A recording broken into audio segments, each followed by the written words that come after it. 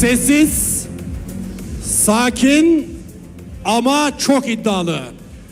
Pmsl Esports herkesi bir kez daha şaşırtmak için geliyor. Silent, calm, yet dangerous. And they are here to surprise us all. Make some noise for Pmsl Esports!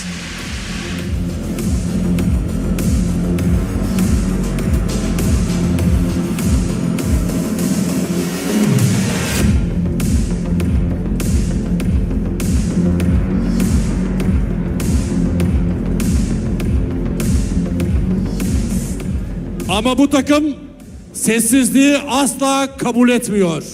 Tüm gürültüsüyle geliyor. Loud, fearless, and unstoppable. They turn the stage into chaos. The Noisy Boys!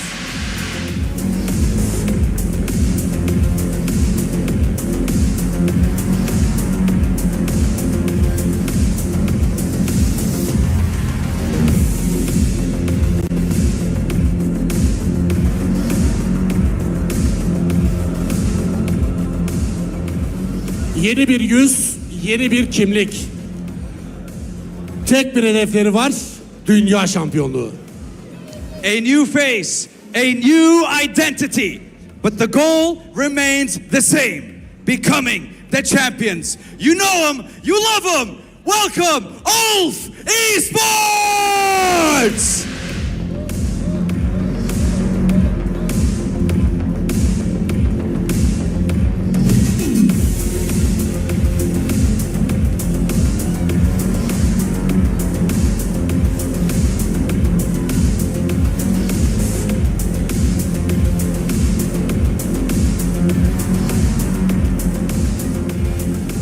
Dokuz diyarın sahibi Odin'den aldığı güçle geliyor. The rulers of the 9 realms descending onto the stage with the power of Odin himself. Asgard Esports!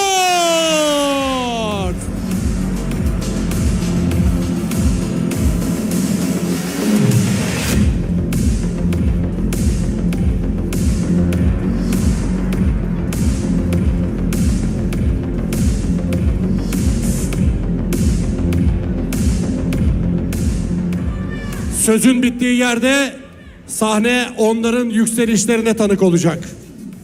When words fall silent, their rise will speak louder. Anorthosis from Augusta!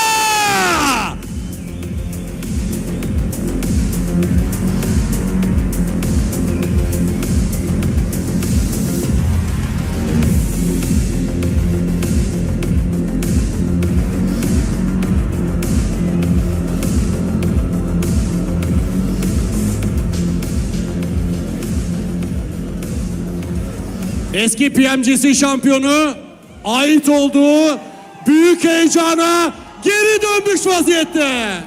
Former champions of the world wanting to return to where they belong. So you better make some noise. Hangi takım geliyor? S2G geliyor. S2G geliyor.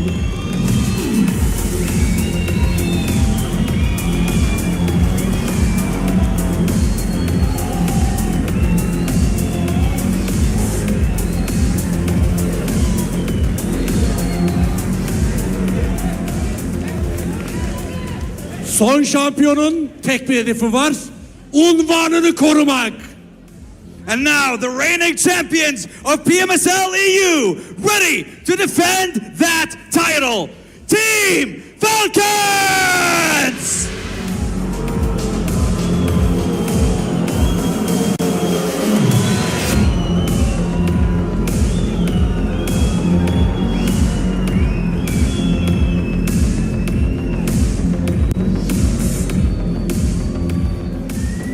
Şimdi gelecek takımın her mesajı herkes tarafından iyi anlaşıldı.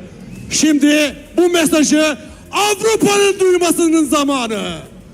Every fight was a message, and now the world will hear that statement. Beşiktaş Getto!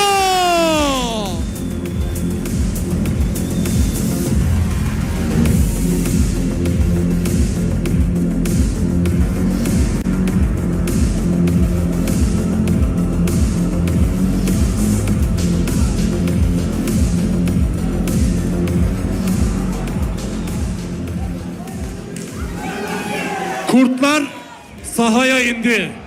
Şimdi avlanma zamanı. The wolves have entered the arena, and now it's their time to hunt. Welcome, Kara Esports!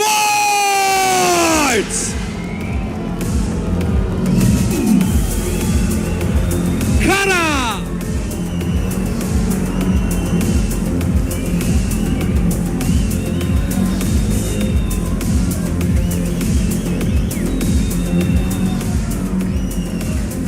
Dünyanın her köşesinde savaştılar. Şimdi de İstanbul komplekste bütün dünyaya bunu göstermek istiyorlar. They fought across every corner of the globe, and now one last step to take. İda Esports!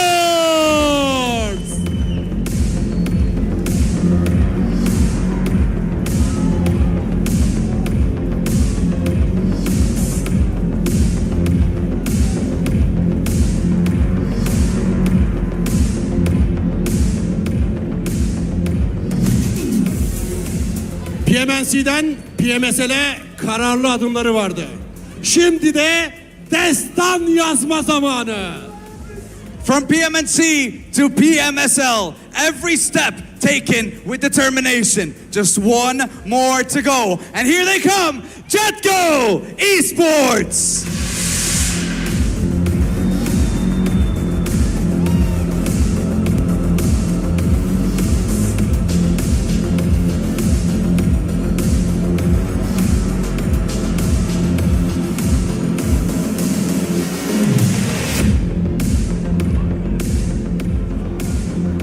Vura vura geldiler.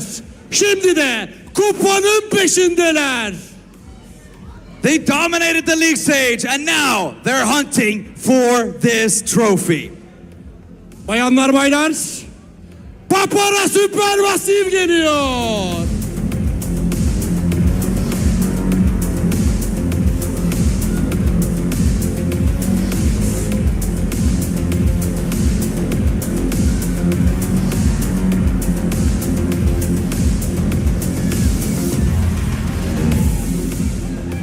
Geçen yıl çok yaklaştılar.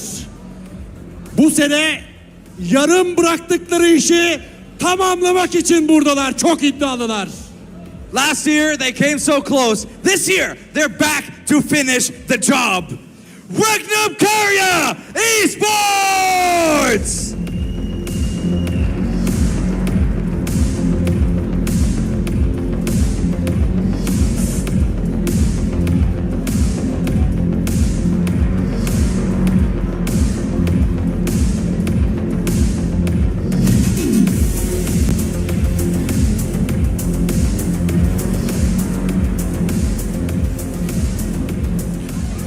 Gençlerle yenilendiler ve şimdi de küllerinden doğmanın tam zamanı.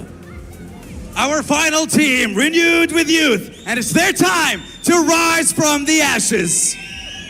Bıra Esports!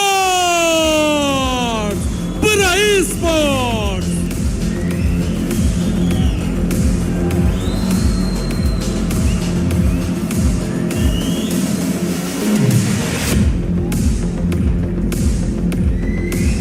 Kompleks İstanbul'u dolduran çok değerli oyun severler, PUBG Mobile'ın en büyük fanları.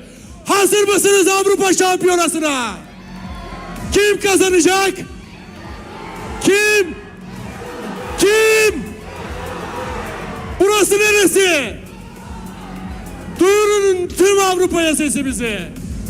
That's right, Bilgehan. We have activations, we have interviews, and most importantly, we have our 16 teams, our 64 players. And it's time to dive into that action. 3 gün boyunca burada heyecanı sizlere aktarmaya devam edeceğiz. Şimdi sözü analiz masasına Yargıç Tony'ye, Tangut Hoca'ya bırakıyoruz.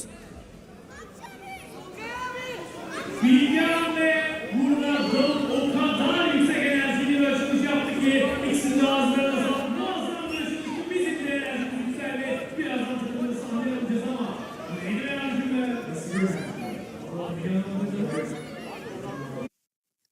Well, there you have it. Our 16 teams are in place, getting loaded on in, getting warmed up. Hopefully, they've already done a little bit of warm-up, but maintaining that warmth and that heat, getting ready to blast into our first games today. I think we're kicking off on Rondo today, so of course, that new energy being added into the mix.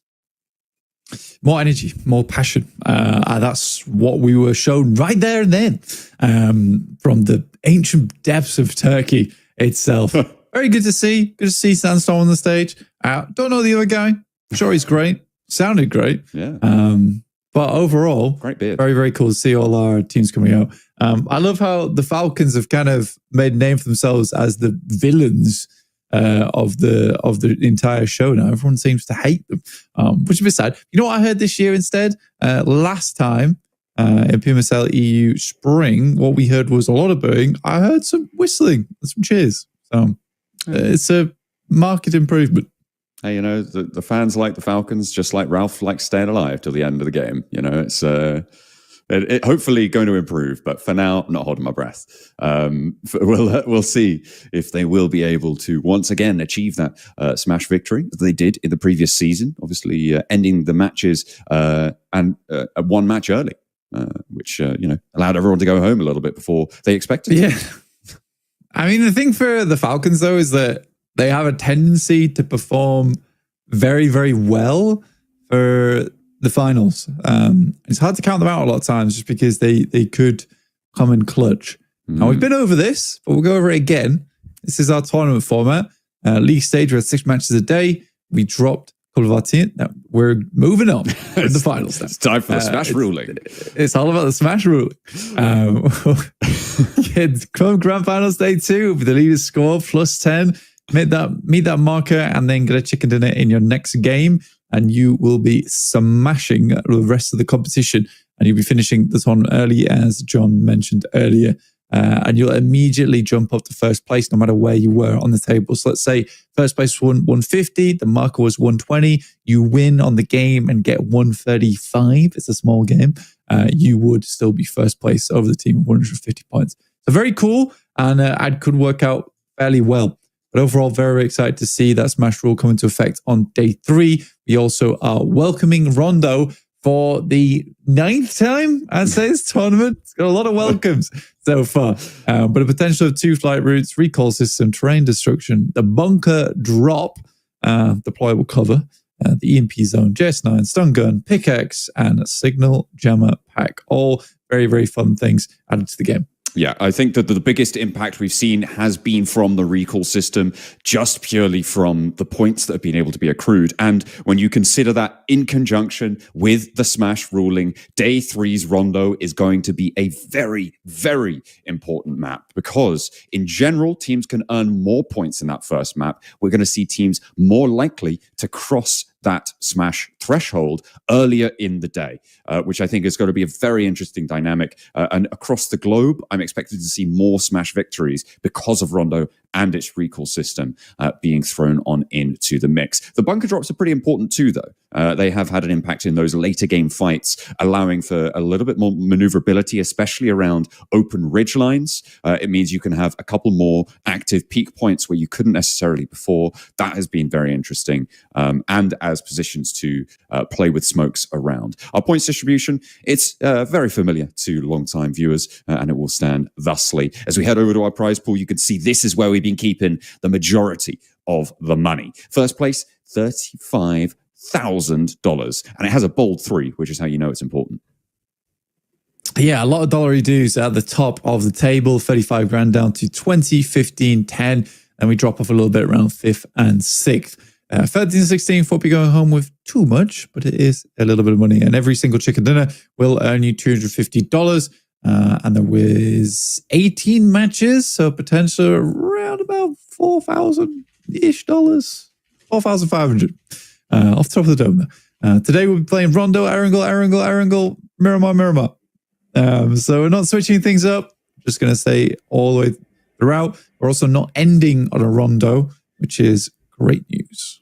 Yeah, we are going to obviously be only playing 3 rondos over the course of it, but do expect the gameplay to be fairly different. It has been a little bit messy, I think it's safe to say. Certainly in the early game, transitioning into the mid game, everybody's in this ragtag state of, are we fighting, are we not? And then, when those recall beacons shut down, all of a sudden, you're kind of stuck in these positions where like, maybe I shouldn't have been doing this the whole time, But that's how you earn the most points. So on average, maybe a profitable play. It's a weird thing, right? Because Paparazzi Supermassive plays it. I actually like the way Paparazzi Supermassive plays it because they know they're so consistent on other maps. So they typically don't really try and push the boat out over in Rondo. They just try and get those consistent points, which leads me to believe that at the start of the day today, Paparazzi Supermassive, they will be having a crazy turnout. But they're more than happy to make it up over on Erangel and Miramar. The boys trying to get sorted over there. S2G, looks like Icy's got maybe a couple of issues that he's getting taken care of. Making sure it's all locked and loaded. Nice and safe. See the fan support is there. The stands have been filling out, obviously, as we get closer to start time. Oh, throwing over some insults. The Falcons in a huddle. They're weathering the storm. Can't get to them. Yeah, you can't get into that circle. These boos do not penetrate the backs of these players. Currently just chatting. Cora's agreeing with something. Yeah. Not sure what. He's very happy about it. I think they're talking about dinner choices. It's like, Yeah. I really fancy Orange a kebab. chicken. Yeah. I really fancy a kebab. Oh, yeah. That's good. With the sauce. Maybe kebab day 3, just in case. Oh, yeah, actually, yeah. Not many toilet breaks here. Oh, no, they're just, Yes. itemizing their day, making sure that they have everything that isn't the game under control. I love the Zed Wolf's move. Is this just like the thing? You go to Regnum Car, you grow a beard. Is that like how that works? Maybe. It's like Silas went to Regnum Car, grew a beard. Zed Wolf's gone to Regnum Car, grown a beard. I don't think Loxy is capable of growing a beard. Very baby faced. Maybe it's that Regnum Kaya tends to sign players who are doing quite well but have only sort of started their career maybe a year or more ago. In general, maybe they're less capable of growing facial hair. So maybe it's they join. You can join when you can grow a beard. Also are able to grow a beard at the same time. It's just a coincidence. But maybe. So someone needs to dive into this. Can we please get some info on the ground? We'll let Sandstorm know this is what we want to hear about. This is the important cutting edge. It is, yeah. Coverage that you guys are looking for. You have to ask, is it necessary to grow a beard if possible? Loxy's like, I can't grow a beard. I have like a small amount of fluff on my chin, but that got me in. Hey, I feel for him. I'm a bit lacking on that department. That's I don't think I'd look very good with a beard, but it's not something I can do. It's not in my it's not my future, not my cards. All right, you got to stop copying the Falcons. Yeah, they invented the huddle.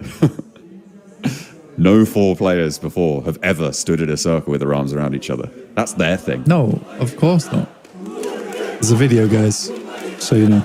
Yeah, it's a video. It's a video. You guys, it's.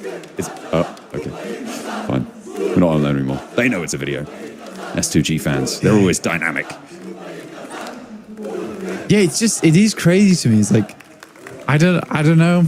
Maybe I'm not in the team spirit. I always feel like when you see fans come in like that and your team is just not doing well, I guess you got to cheer for them regardless. They're your team.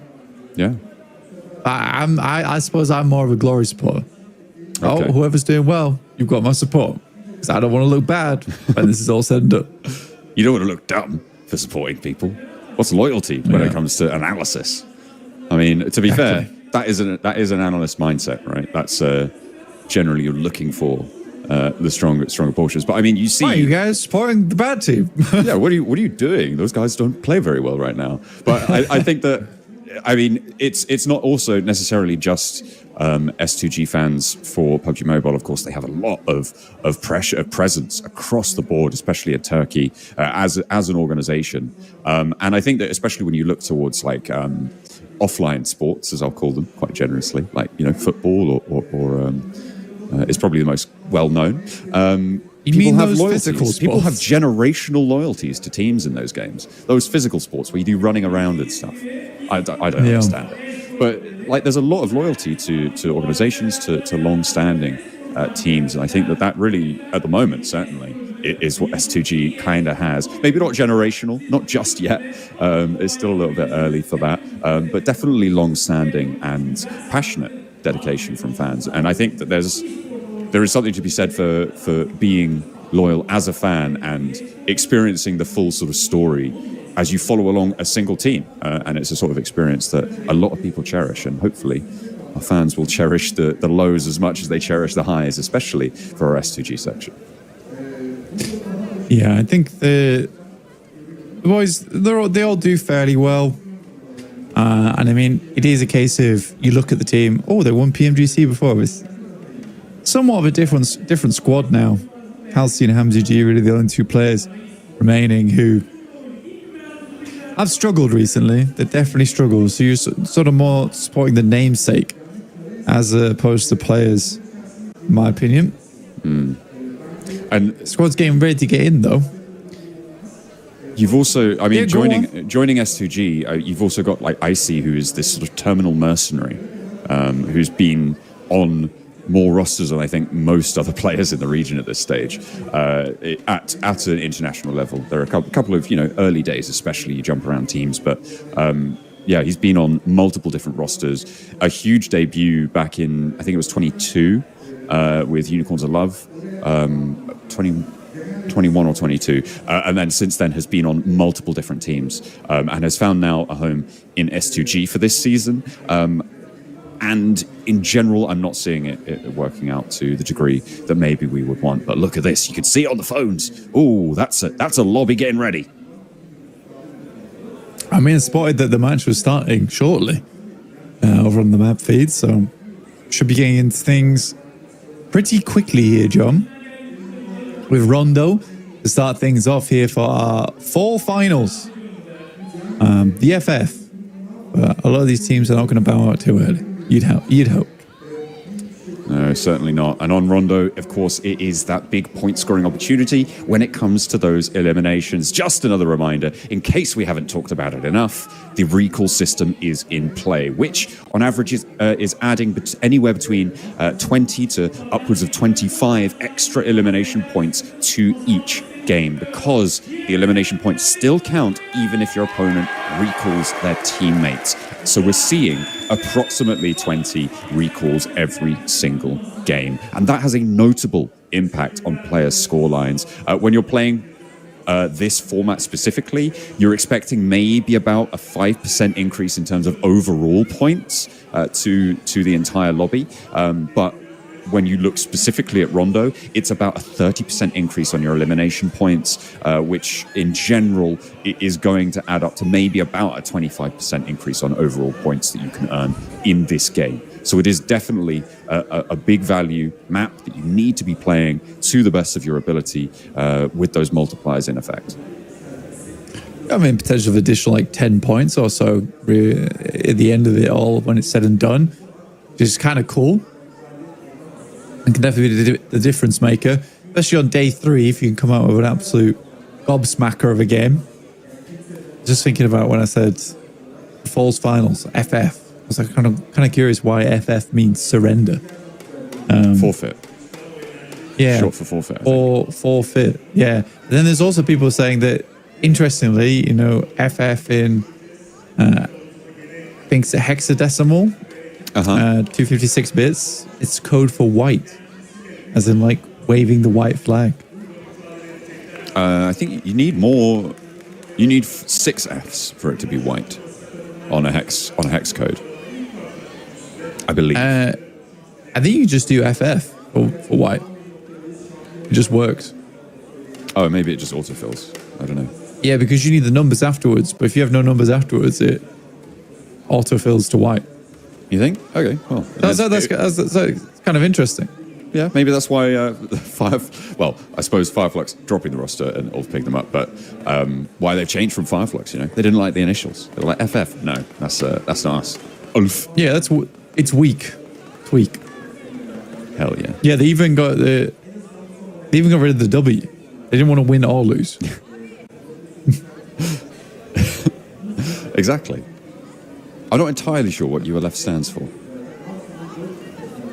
I think it's meant to be like, I don't know. I always thought it was like meant to be Wolves, but then you couldn't call yourself Wolves because you've already got Wolves Esports, so you call yourself Ulf and whack a Wolf logo on there. Something like that. I don't know. We can find out right now. Whilst we're for the game. ULF. I've already searched it. Apparently it doesn't stand for anything. They had a previous name. Okay, sure. I think it's just a shortened version of a previous name, which may be Wolf. Yeah, that's right. No, it was. I'm not even going to try and pronounce that right now. But yeah, it's just a shortened version, and it's fine. We'll just go with Ulf. They are one of two teams right now with a wolf logo currently playing, and a lot of animal-based logos actually in this tournament. I think it's safe to say we got two owls, which is interesting in Asgard and Papra, yeah, and Papra Supermassive. And then I guess you've got two eagles with the Noisy Boys and S2G, potentially? I suppose so. Very animalistic is our European lobby. So we do have a lobby right now. They've currently been in the starter zone for about 2 and a bit minutes. So we're just waiting to start. I believe there are still issues on the stage. I think that was issues over at S2G. Kelsey looked pretty displeased with the scenario. Or is that just how he looks? No. Usually Kelsey's either very serious, smiley, or concerned. And he looked more concerned, I'd say. Okay. Another shot of Zed Wolf and his beard. Yeah, I think I prefer him out the bit. I think I prefer him to be comfortable with how he looks. And if that's with a beard, then all power to him. And now I've made you look like a meanie. It doesn't matter. I prefer to have my own opinions. That is true. That's actually fair. I'll take that. Oh dear. We are. And he can dislike it. That it's absolutely up to him whether he wants to keep a beard or not. Just telling you how I feel. All right, that's okay. Not in a mean way, just in a declarative way. Oh man, I wish they would start playing Rondo right now. That'd be great. Yeah, it'd be cool, I suppose. We really have baited the viewers a lot right now, saying, "Oh, it's ready. It's coming. It'll be here soon." That's right. Man walking. Man playing. Oh, man waving. Flag. Are they all the same flag? I'm trying to figure it out. I think I've got S2G in there. I think most of that is S2G. A big section. They've been handing out their flags. Grab a flag, give it a wave. Have a good time. That's what it's all about. It feels like we're doing like the cameraman circuit. We do the flags, we show the Balkans, and we're going to show the trophy. No. Oh, do you think it's trophy next? Yeah, trophy's next, then we're back to flag. No! God. No. 3 teams. So either on to we're going to. There's 3 teams and S2G. We're going to Braun next, and then we're going to. No, no, it's trophy shot. Oh man. Yeah, we've locked it in now. So now it's back to flags. No. Yeah, no. It's definitely another team. Yes. Damn.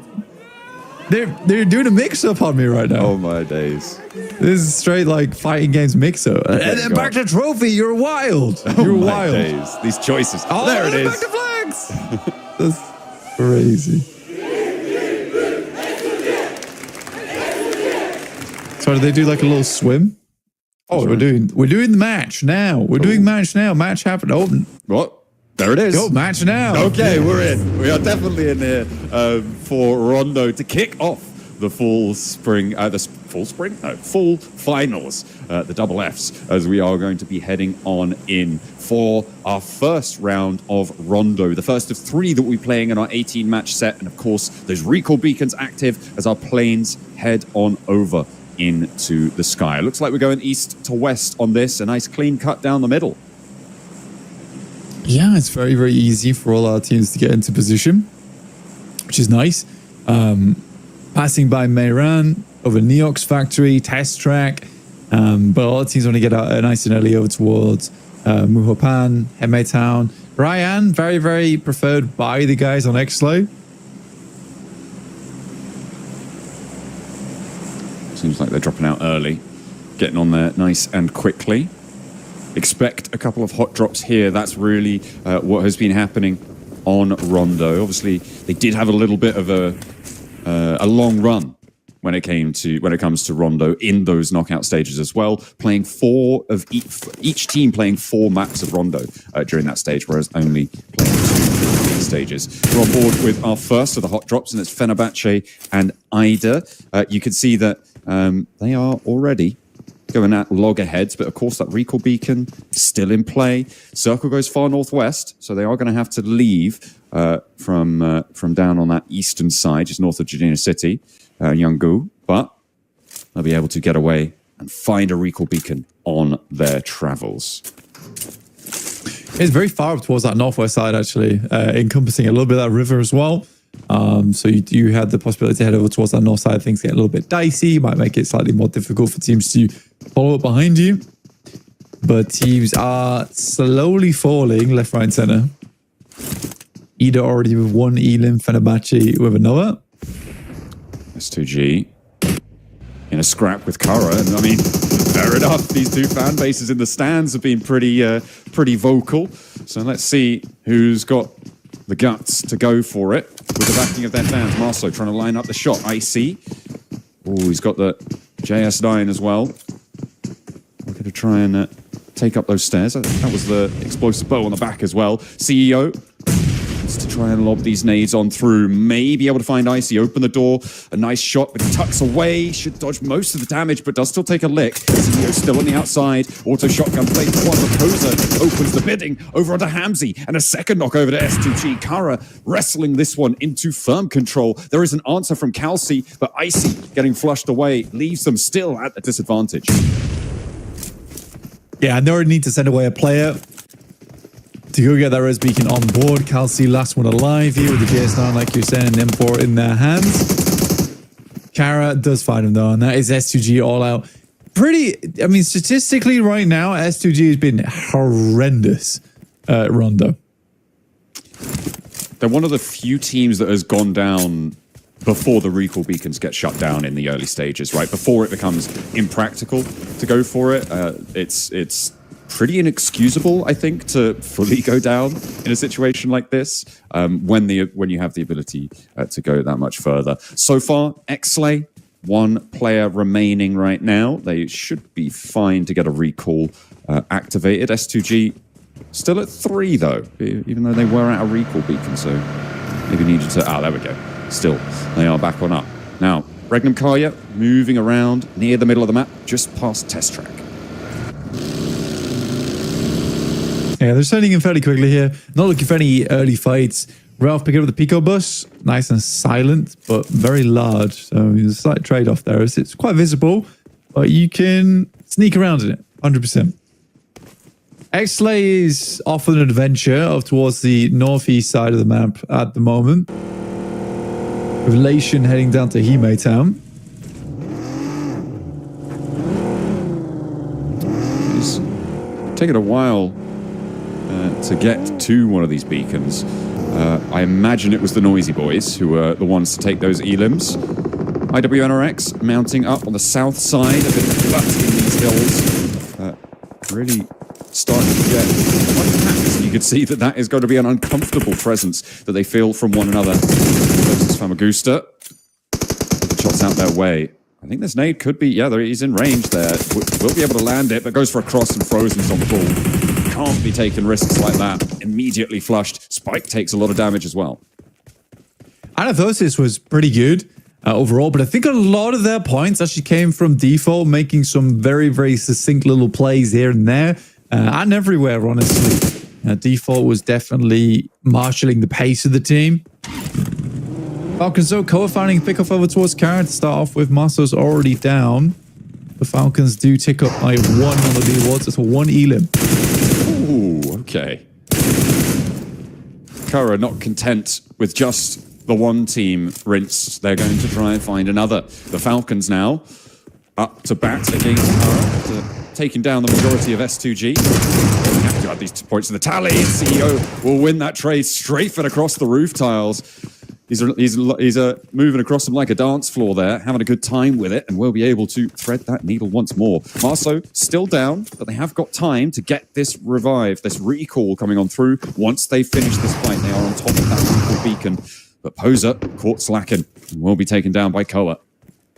Yeah, good stuff from Koa. Honestly, I was a little bit disappointed in Koa over towards the knockout stages. Not nearly as impactful as we've seen him in the past, but he is stepping up in the first game. It's really nice to see, with the rest of the team not doing as grand, but really quick pickup on the rest of the team there over towards test track. Only Koa left remaining. We'll just stick it out for the time being, but there's potential the Falcons could head up here and regroup with them. I mean, it might be a little bit difficult because they are all the way on that south side, but there's also a chance that Koa just goes down and he delays them as long as possible. Then they can hold them out on the north. So it's actually very, very good use of the recall beacon here. But does it matter? Koa going off in this scenario. Lewis now in an all-important position, trying to flee. Will be getting out to go for a different recall beacon. Still has time to recall in stage 1 zones, but may look to try and put more pressure towards this next circle. It's difficult, though. There's not really too many accessible positions that he could go for. I imagine he's going to stick towards a more blue zone area to go for that recall down on that south side. The Falcons, actually quite a big split. Doing quite well on that south edge.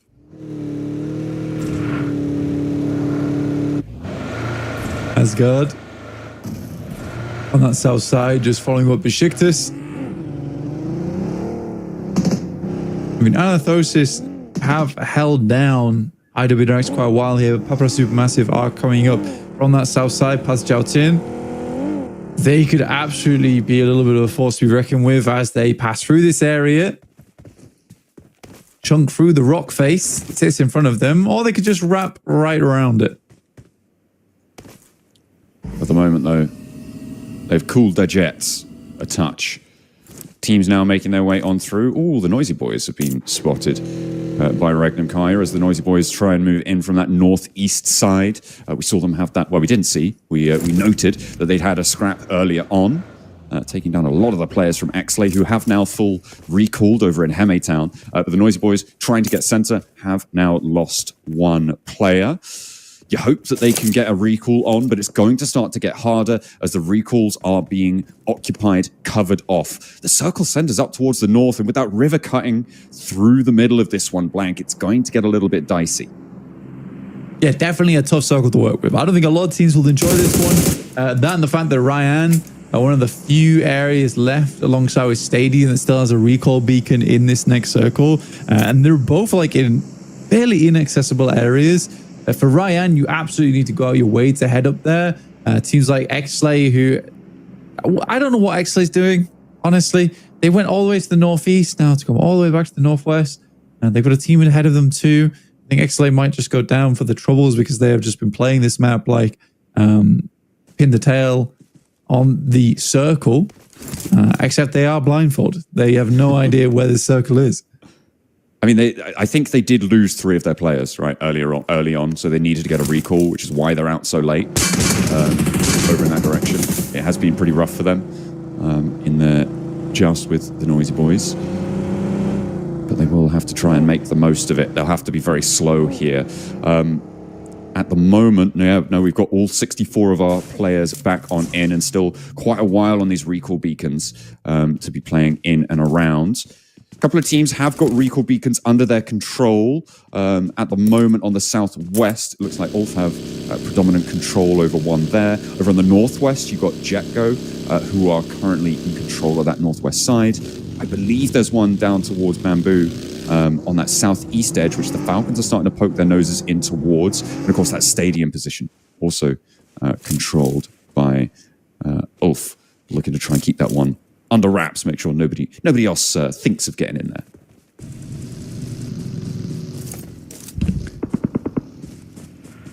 I'm kind of confused what Kara's plan is right now, because they have a long ways to go. I mean, it is stage 2 still available, but that is some distance to go. All the way on the south side of the map, south of Danxing. Like, it's a long journey for them. I think that Kara would like to go down a little bit early this time around. BRA, bit of a wild crossing there from Pmsl, only to bumper car it into the gas station. It goes up in smoke and flames. Luckily, neither does the gas station on top of him, or else that would be disastrous for everyone involved. I mean, yeah, he's trying to get control of that recall beacon. Seemingly, the rest of Bra wanted to go for a three-man push onto a different location, but unfortunately, the outpost was there, and that's what I was saying before. These recall beacons now become high-priority targets in terms of being able to go for a fight. And still a lot more opportunity to earn elim points here to start to rack them up. I wouldn't be too surprised to see Bra maybe try and contest for Ryan, but we'll see what happens, especially now with the circle hard on the west shift and still split by the river, but 2 beacons still very much in. Very wild here. Still works out, but like you say, this is really tough to play. Stadium's going to be a massive boon.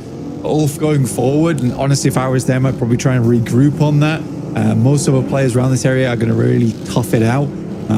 With the circle down towards those rocky outcrops on that western side, you're likely want to try and play this edge side of the zone anyway. So you got Asgard and Pmsl massive trying to cut a corner of the pie for themselves. Shiktis on the north there. We'll see how they do get in. Meantime, Ida going up against Jetgo, who had a fantastic day on the final days of knockouts to secure their position through the finals. But here, they go down almost immediately with only 1 player left now. I mean, they really consolidated over towards that recall beacon, and Ida really took them to task in response here. This run-up has been good. A big nade on over, and you can see just how much he wants to get to that recall beacon. The timing on it is very quick, though, Blank. It just needs 1 opening being given his way, and Symphony may be able to get the rest of his team back in. However, dropping down in the parachutes is risky, especially when you've got a full team underneath you.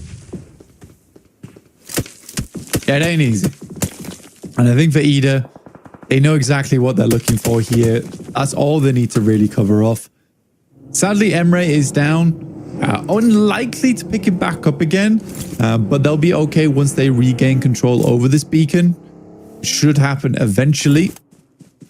S2G making the long wrap, and somehow, again, X-Slays towards one of these end circles on the north side. They do take their time getting into these areas. Oh, doesn't really matter. The nice, easy spray down with the dinner plate. okay, and that's 2 players taken down for Ida. It was a 4-player hold on Symphony, but now it's 1v2 with oversight from X-Slay as well, potentially on this angle. It's got a lot more dangerous now for Ida, and both of them are going to be looking for that recall. Obviously, a little bit more accessible potentially for Ida, but even then, there is still definitely danger awaiting them. And at this stage, that might be a spot that's right for the taking for X-Slay, depending on if they get their wits about them and can disengage from S2G on the north. It's a weird one, right? Because I think that all the control over the roadside, in which case teams would have pushed down that way. I think they could have happily let Emre go down, picked up on that beacon shortly afterwards, and went from there. So somewhat frustrating for Ida to go down like that. And even if that spray wasn't good, the original nade should have done the trick. Good nade from Lation over towards S2G. Kelsey's able to clear out 1 in front. But already S2G down 1 player. So it's 3v3, but they are much worse for wear on the side of S2G. And of course, it is stage 4, which means that blue zone is unresable. You do need to be making your way out. Solke trying to slip the hold, will not be able to do so. And Xslay, their guard up to the north is good. I feel like maybe now is the time to try and turn south, disengage, allow Bra to take the fight with S2G. You've already done so much. Get that recall on board and potentially wipe out 2 squads in the process. But they're greedy for the points. And I feel like that's potentially equally a decent decision here, especially given that they haven't got any points on the cards right now. You'll take them where you can get them. Getting late into the game, 16 teams still alive right now, by the way, John, with very limited areas of the map to play in. S2G, our first team to be fully eliminated, though, finding a knockover towards Quantum before they went down, but even so, only 1 elim grabbed off the back of this game. So another pretty bad performance here over on Rondo for S2G, and it doesn't seem to be improving, especially against the team that seemingly had no home at all in this match from Xslay, who flit around the map like nobody's business, but still somehow find themselves in positions that are holdable. Yeah, one of the more unique playstyles on Rondo. During all of that as well, as we saw S2G take the terminal tumble, we did see the disengage coming through from Symphony on Jetgo. He has now left Ida in this compound. You can see they did manage to get a recall, at least 1 recall off here. We'll see how much longer that's going to be available, because I don't imagine they're going to have too much more opportunity to get everyone else back. But only 3 players showing up on their banner. I wonder what's going on there as they shut down the recall beacon. That is Bra, I think, just about getting their player back up. Ida now dealing with BRA, who got into the mix with them. Matcap on 2 elims, but Ida on 3 players. It's workable, but it's a little bit late with BRA coming into the mix as well. Good shot from Darkin up the stairs to shut down one over towards Simple Doma, but Rita falls in the process. And Quantum loading up a big nade, fairly well placed. One goes down, and I think the blue zone might just do the rest of the work for Quantum here. And this is what we talk about with Rondo being that messy mid-game. Teams embroiled in fights they don't want to get stuck around in because of these recall beacons. It is now shut down, which means that option is not available. But both of these teams likely wouldn't have been here had it not been for that beacon. And this is now a fight for Bra to stay alive, and he will be able to nail the final shot there, and it will be the end of Ida. Yeah, wild stuff. I mean, Ida had been holding on to that res beacon for such a long time. Some strange plays here and there. I think that you just leave Emre to bleed out there in the first place, and life might have been easier off the back of that. Aaron from Ulf, limited amount of ammo, but still giving it as good as Scarface goes down from Xslay. Strange game from Xslay. It is working out. Have managed to extract quite a bit of value. With 3 players alive, they've got 4 elims already.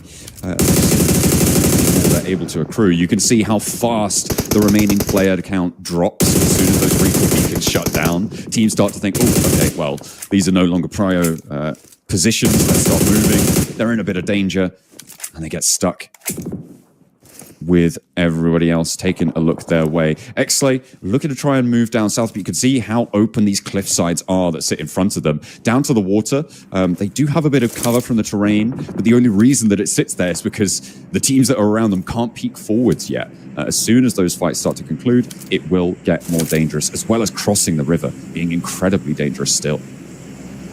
It's been a funny experience for Asgard so far, because every single shift has been a hard shift over towards the west, and it's kept this massive column of rocks still in play, which they are just loving right now. Really good 360-degree sight. Wild finds a player over towards IWNRX.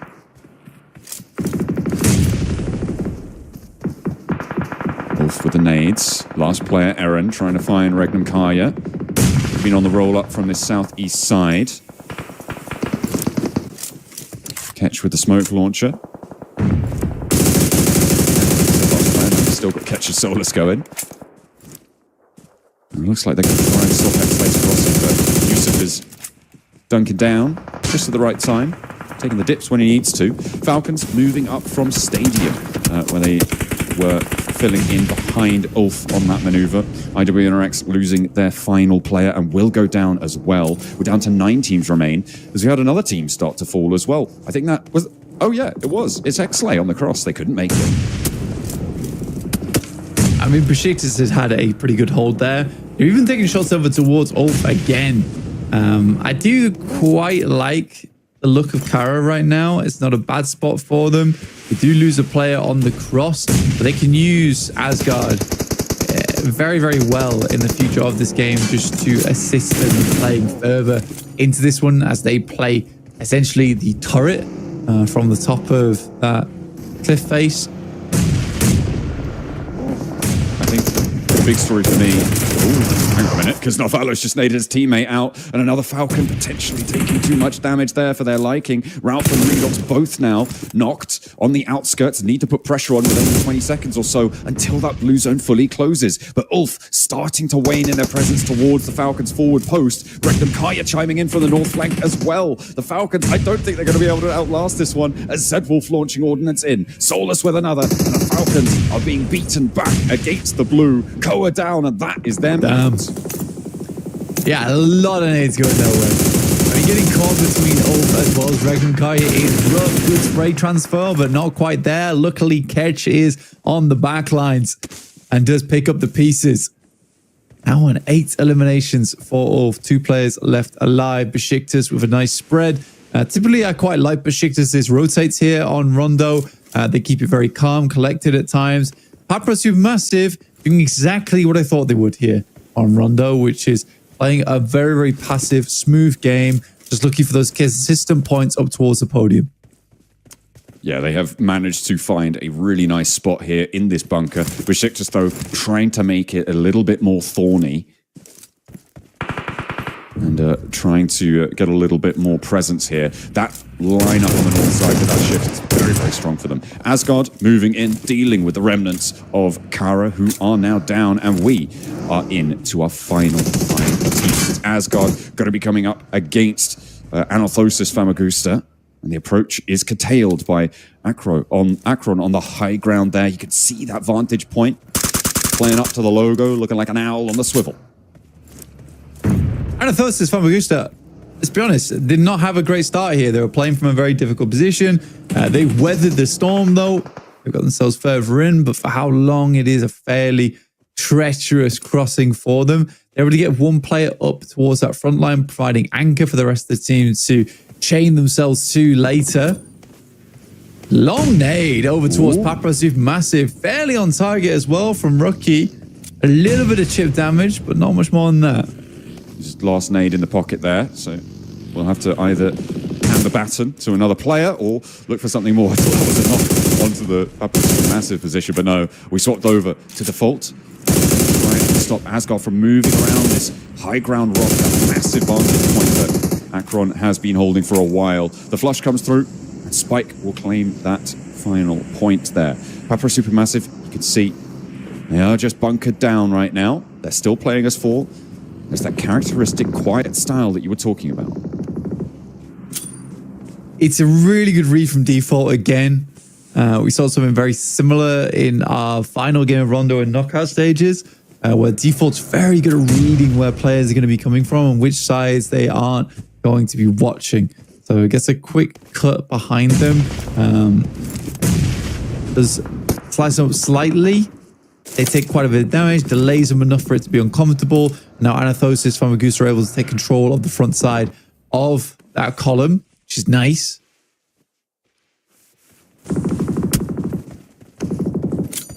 Definitely solid for them for now. A nice backing to play around. But we're still with 5 teams remaining.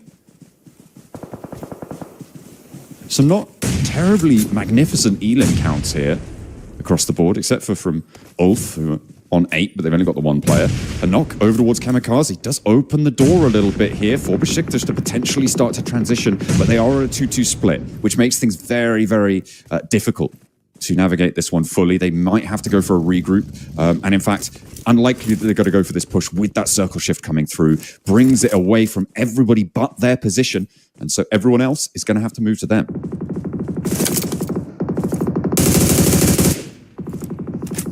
I mean, their issue is that they're out in the open. But everyone, like you say, has to march towards Besiktas.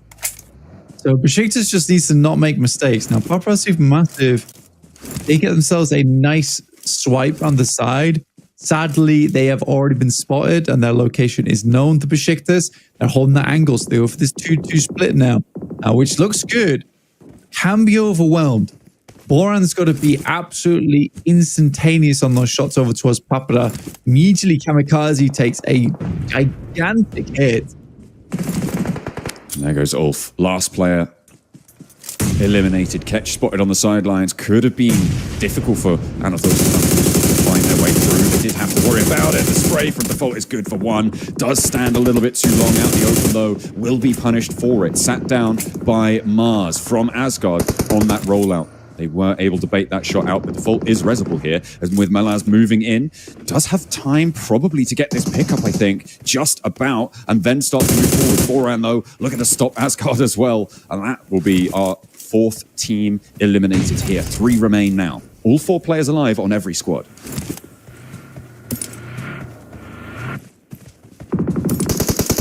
See who comes out on top here. Anathosis from Augusta. I do like how they play out this map, but I think Besiktas has just got such a strong position. It's going to be extremely difficult because Pablo Supermassive have to worry about Anathosis and Besiktas at the same time. Not that it really matters, apparently, as they are just laying into them right now. Oh dear.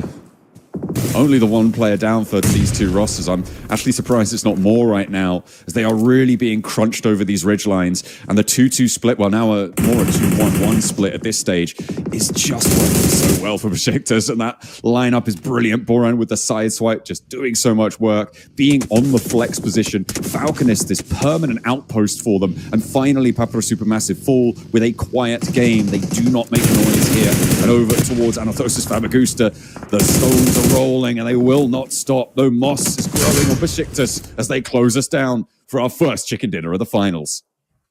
Yeah, very, very well played to Besiktas there. I mean, they set up well, and it's very typical of Besiktas to make that play. I think it's the first time we've seen a while that kind of slow rollout and just denial of zone to give them a actual fantastic finish off the back of it. So well played, very well played to Besiktas. I think that a big feature of that game was that river. It allowed Besiktas to control a lot of the crossings, and they very successfully transitioned down to the ridgeline where they finished the match. It was very difficult to contest their position because nobody was left on that north shore.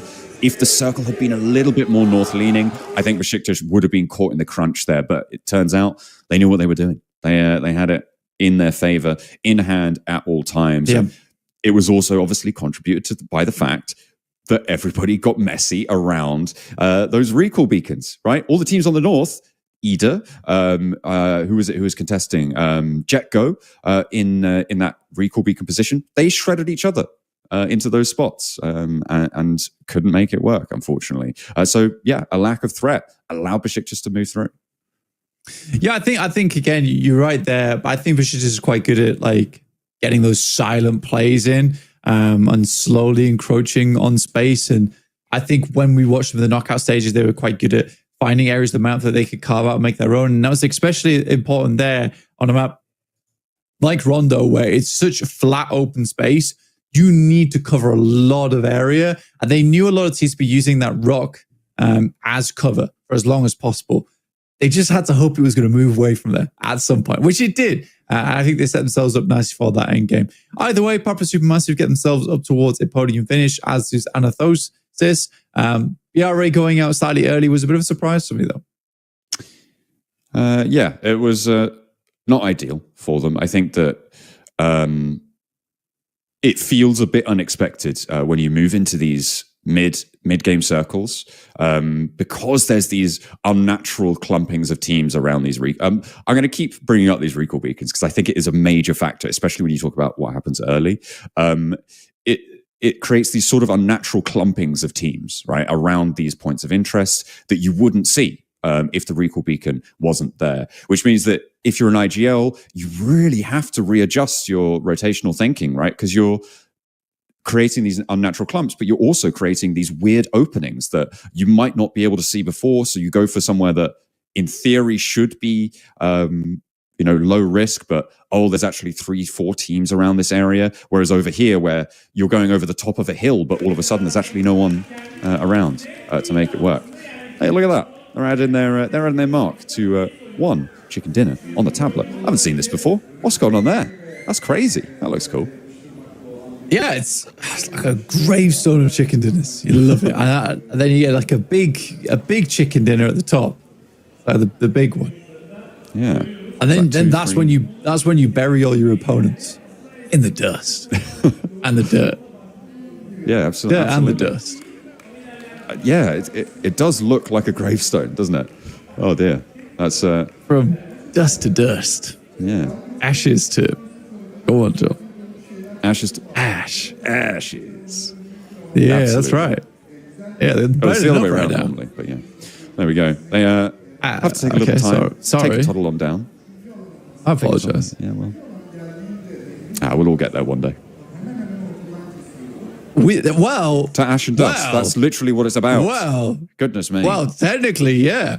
That's what I'm saying. Well, you're not wrong. Legally, I'm right. Some people don't know that.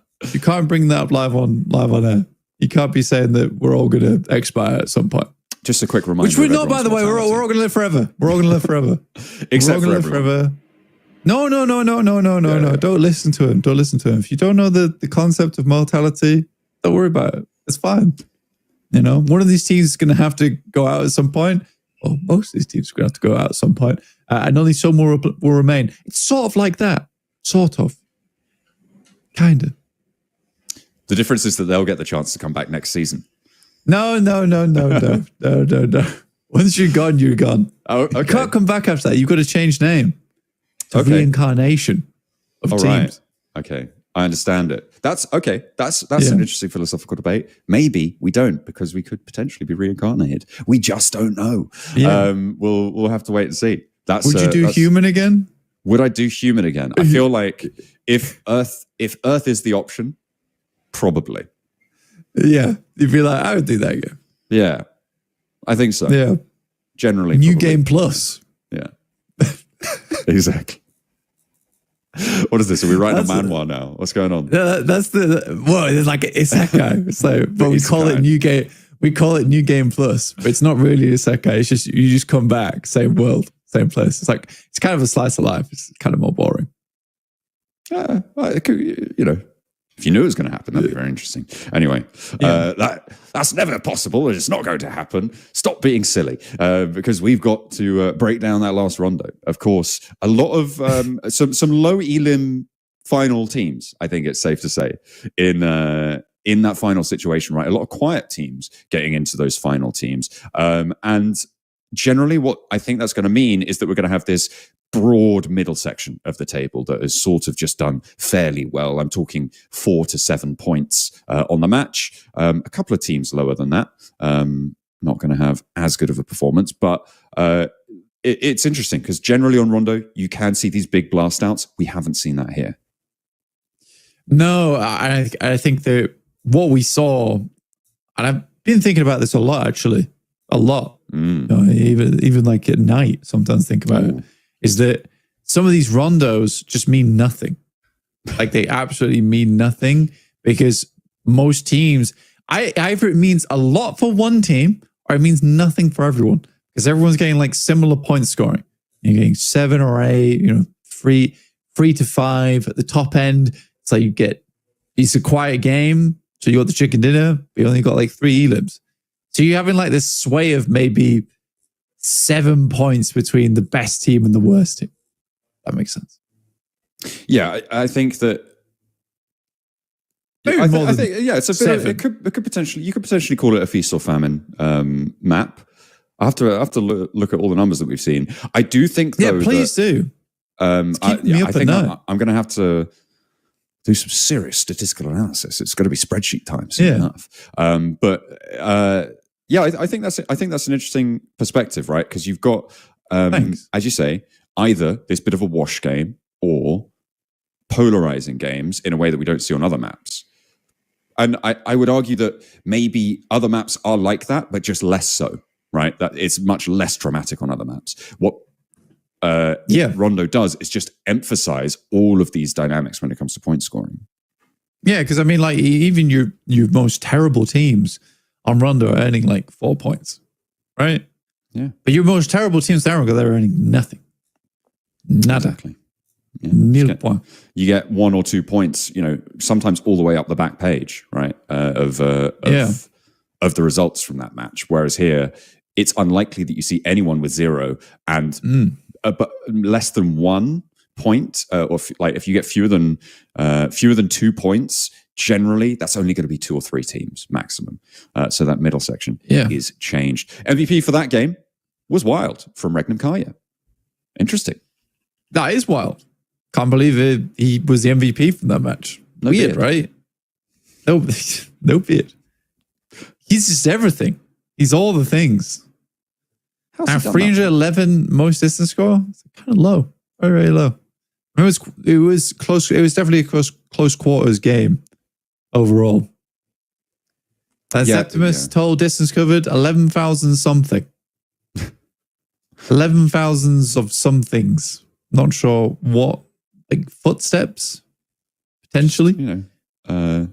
Thoughts, maybe. Most distance covered, emotionally. He's really made some progress, that guy. It's maturing. Definitely Here maturing are our as a player. stats from Besiktas over the course. See, fairly evenly split. Septimus, a little bit of a dip, but still doing well on the damage numbers, more than Boran, actually, on those angles. We saw their split in the late game there. Very, very effective. Falconist on that wide wing, able to play a lovely counterpoint to Rookie and Boran's anchor, and Septimus being, it was Boran on the flex. It was Rookie and Septimus being that anchor and Boran being that flex between the two positions, nicely traversing the hillside. Very, very effective given the terrain and their setup. Let's take a look at the points. You can see 19. Not a huge game, but there we go. The only team to get 1 point was S2G in 16th place. Everyone else, 3 points, all the way up to 7 points in 5th place. Really small gap. Yeah, very, very small. It's just, like I said, it's just weird. I mean, 19 points, yeah, it's good, but still somewhat of a nothing burger of a game. S2G, I think that's the real standout. S2G is bad. We set this up earlier, but that's bad. That can't keep happening. I mean, it feels like a lack of direction from the team. It's difficult, right? Because whenever you're watching them, they've got new direction they still as well. Look fine, but it's just it's not there. Well, there you go. Do you want to blame Solskjaer? Or should we not do that? Yeah, sure. I'll dish out some some of the blame game. Some blame to Solskjaer on S2G. Yeah, because I agree. Mechanically, good team. But the IGLing just seems weird in how they're taking fights. I don't think it all comes down to Solskjaer. We are memeing a little bit there. Because it always is the new IGL in the team who gets the most flack. I think overall that team has just got worse and worse over time, which is really sad and a little bit unfortunate. But these things happen. Anyway, we're heading over to the stage for a little show and a little break. Catch you soon. I believe we're here. Welcome, ladies and gentlemen. We're back one more time in the Complex Arena, and I believe we have a special surprise for the lovely fans that we have here in the arena, don't we? We have a couple of presents, a couple of gifts to give out to everyone. I would like a piece of the pie as well. I'd want one too. What a great day. The question is, who are lucky? Me, I'm the lucky one. No, without us. Evet, dedik ki arkadaşlar çok güzel bir gün ama en şanslı kişiler kimler bugün diye aramızda bir tatlı sohbet yaptık Davut'la. Davut kardeşimize bir alkış alabilir miyiz? Kendisi İrlanda'dan kalktı geldi. Sevgili kardeşimize kocaman bir alkış. Dünyaca ünlü anonsör kendisi. Davut Sandstorm. Evet, şimdi. Okay. Choice. So, do I pick? Or you? Okay, look. So, we're gonna run this a few times. First, you have a question. Whose birthday is it? Yes, whose birthday? Yeah. So, does anyone is anyone's birthday today? Today.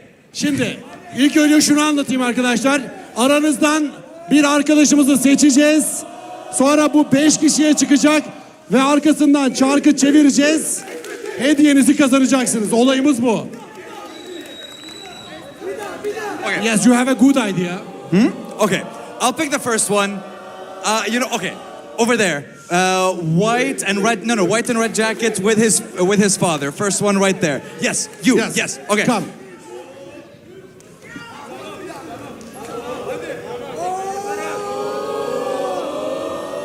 Evet, bugün doğum günü olan var mı arkadaşlar?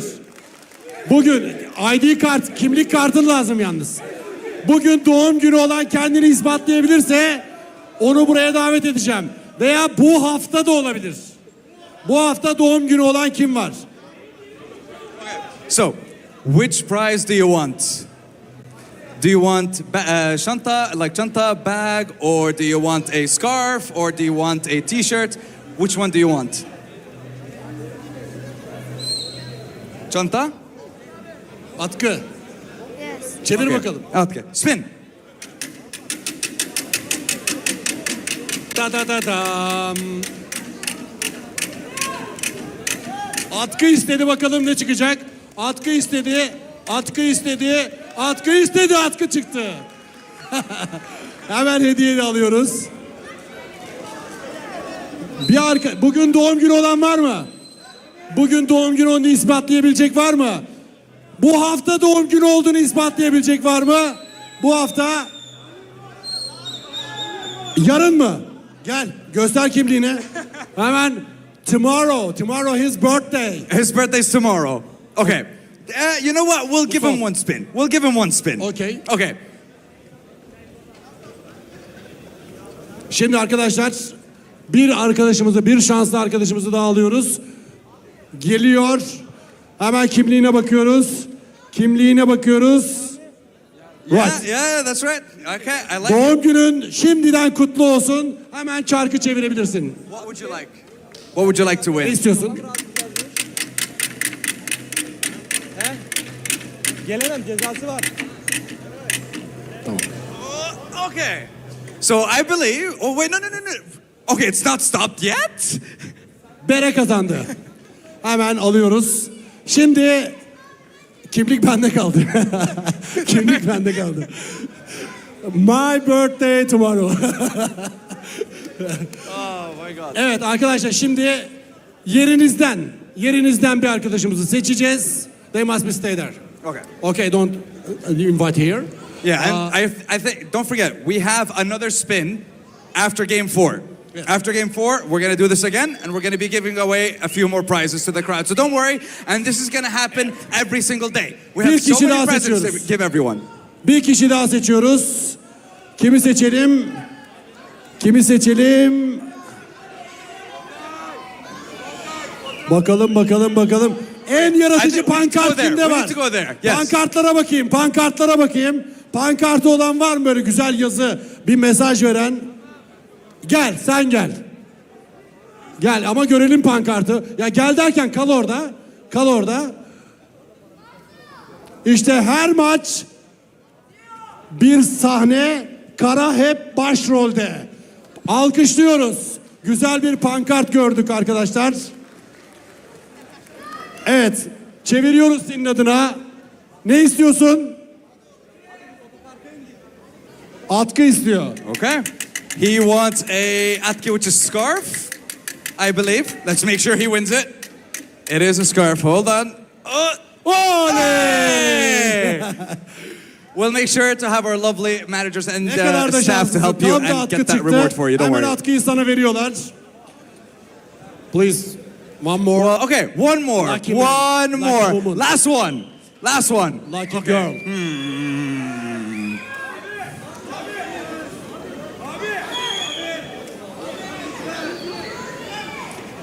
Yes. Wearing green. Yes. Okay. Evet, bir now, kadın tell me. arkadaşım, No. kalıyorsunuz orada. No, you can say. Orada kalıyorsunuz. Ne istiyorsunuz?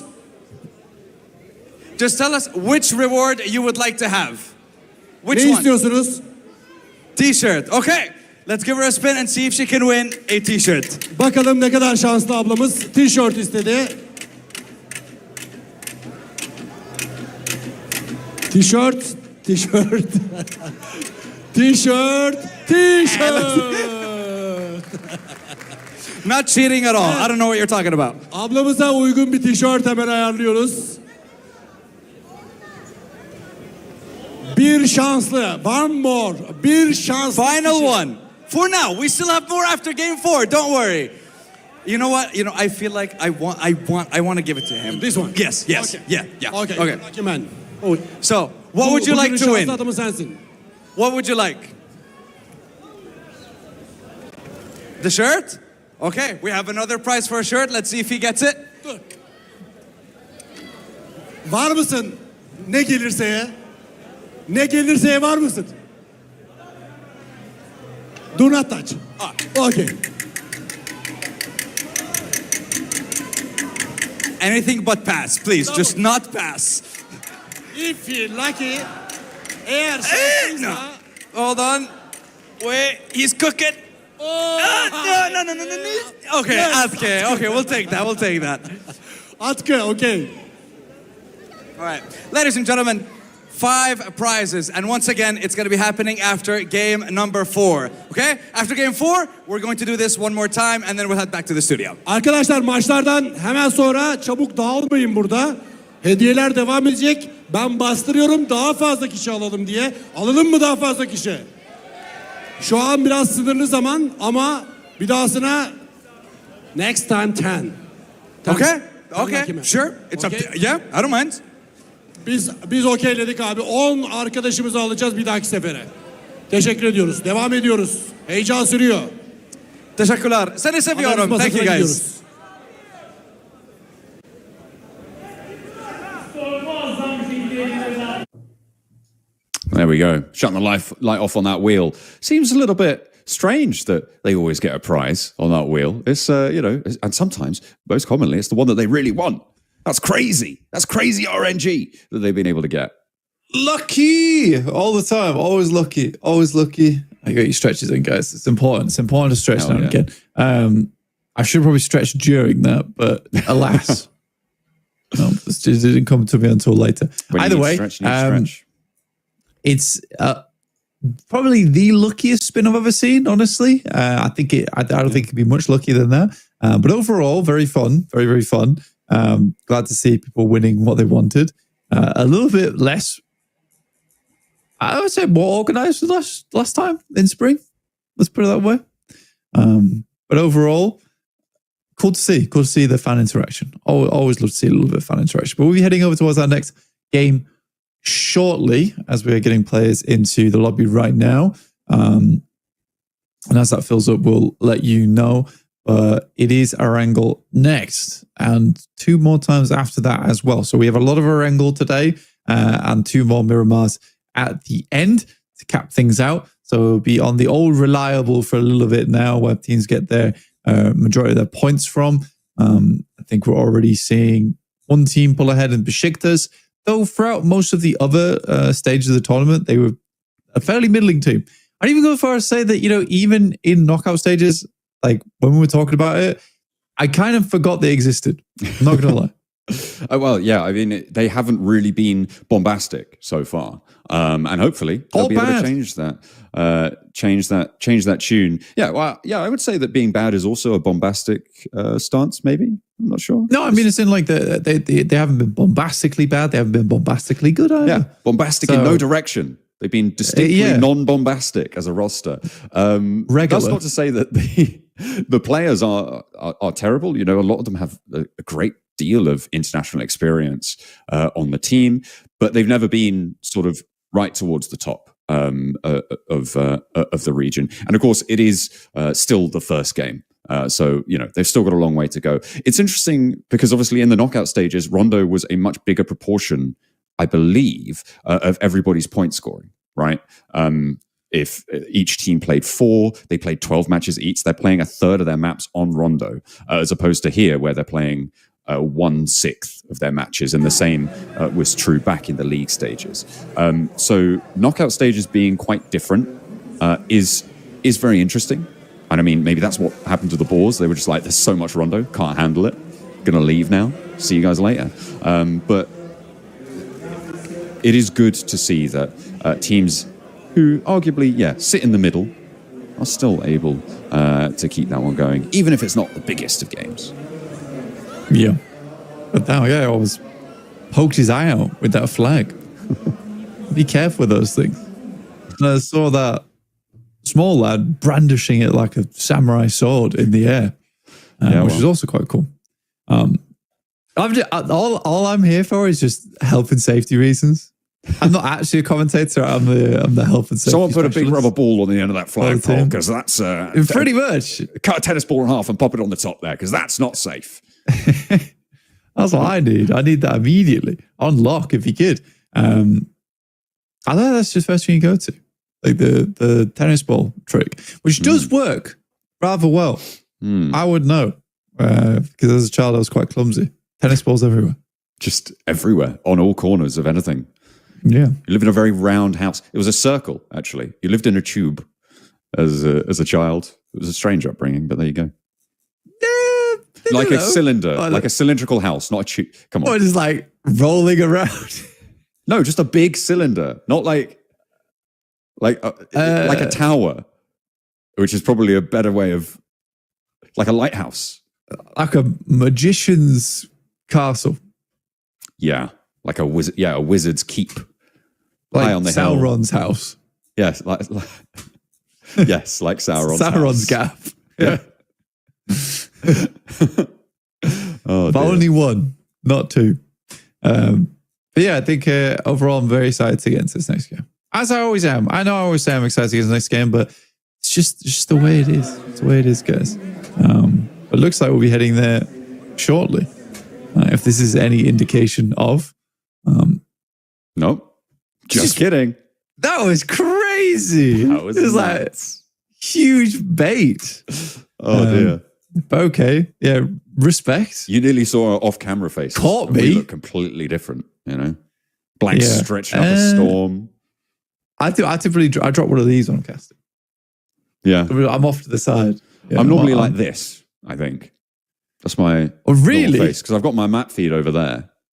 Yeah. So I'm like, yeah, could be. Spend Yeah. more time looking at the map. I've actually sort of done this thing where I've got my second monitor vertical. Oh, interesting. As in yeah. vertically above or turned on its side? Turned on its side. Yeah. Right. So, but I'm finding that maybe it might be time to put that back because it does make my map feed relatively small. Yeah. I think for this specific use case, it might be a big old horizontal hour. It's pretty good. It's pretty good. I think we are. Yeah, You we're still do waiting on think- a couple. Well, sometimes I've been known to. 58 players currently in the lobby.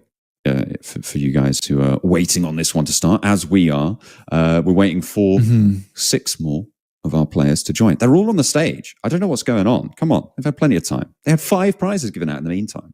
You know, I know, right? Wild stuff. Wild what stuff. do they need to do?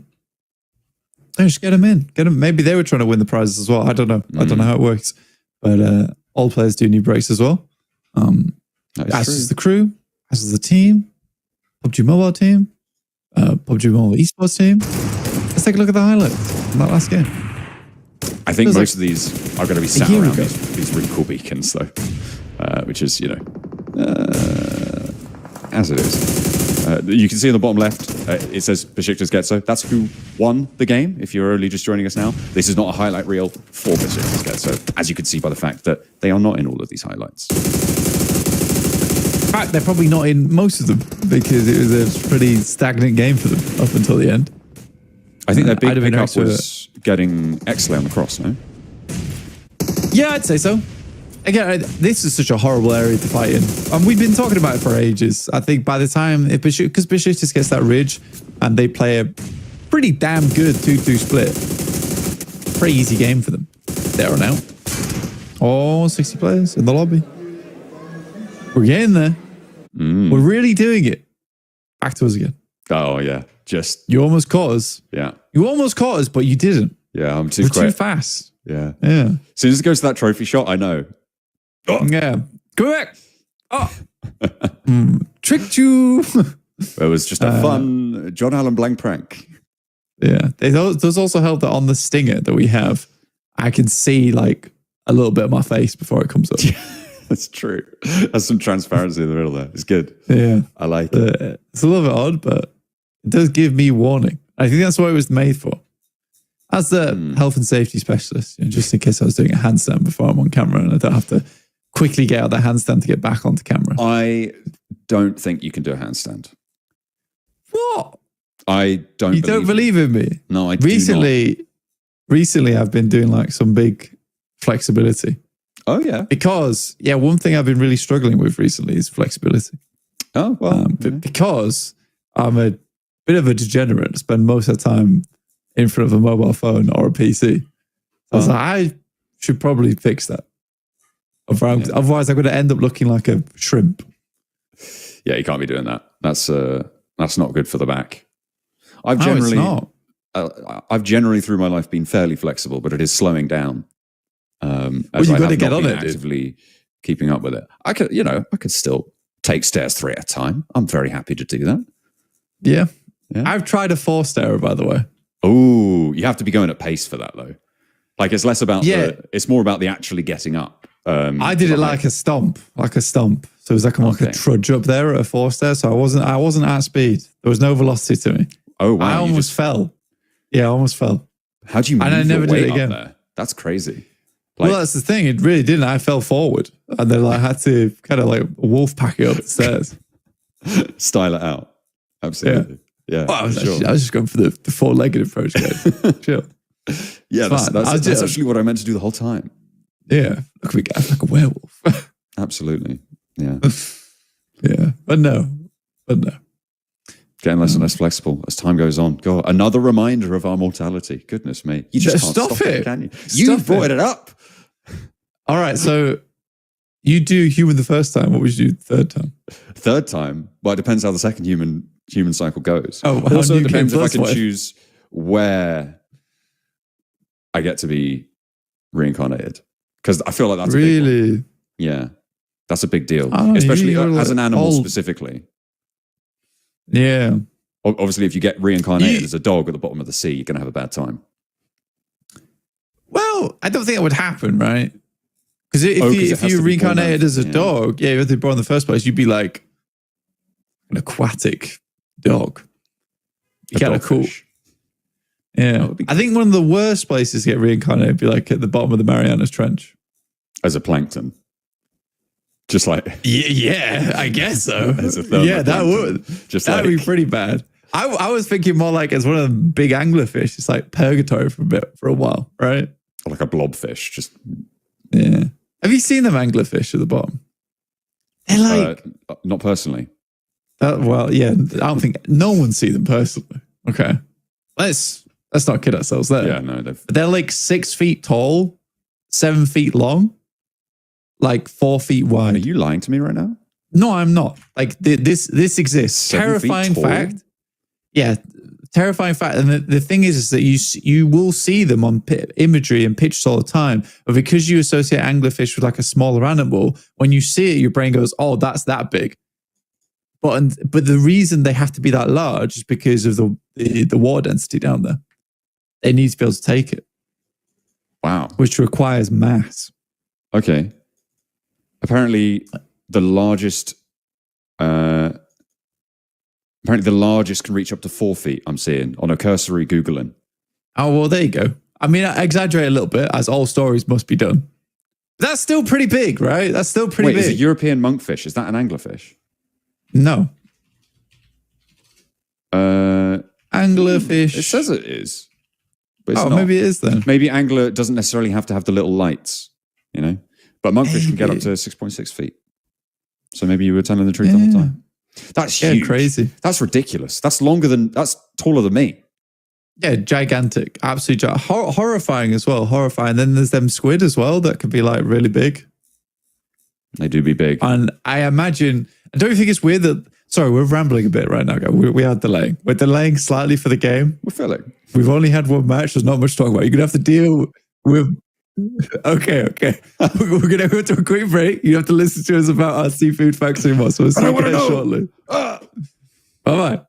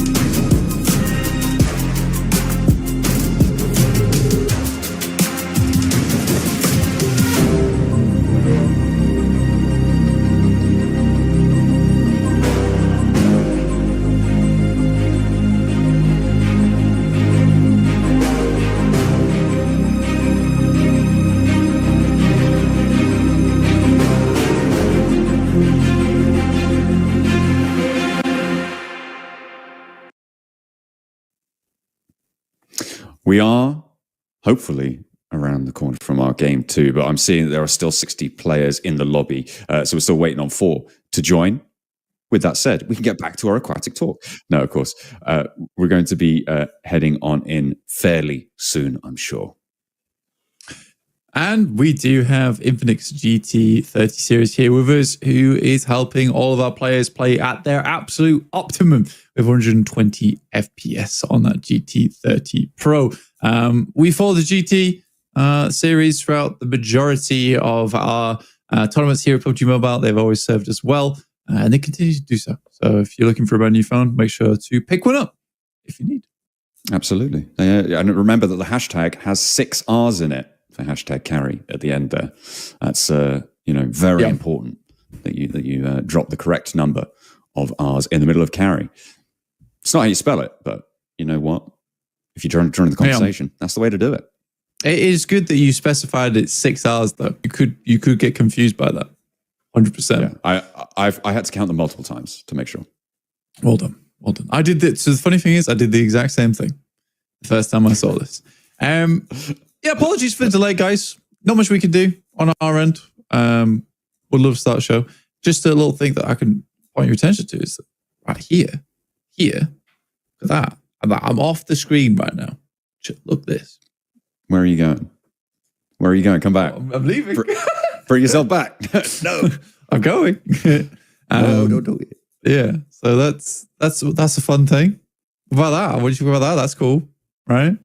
Yeah. And we could do some magic tricks, John. We could do some magic tricks on show. What do you think of that? I don't have. If you already magic tricks you can do. Maybe. Let's. I don't think I have anything I can do a magic trick with. I love that you're trying to find something to do a trick with, though. I don't have a deck of cards. I don't have anything. Damn. Did you search knowing that you had nothing? I thought maybe I'd have like a coin or something. I don't know. Do like a coin trick. Yeah, that's fair enough. Yeah. Anyway, back to my sea stories. The sailor that I am. So in the same area of Strange, there is a breed of massive squid. The theory is that those were even larger back when pirates were all a thing.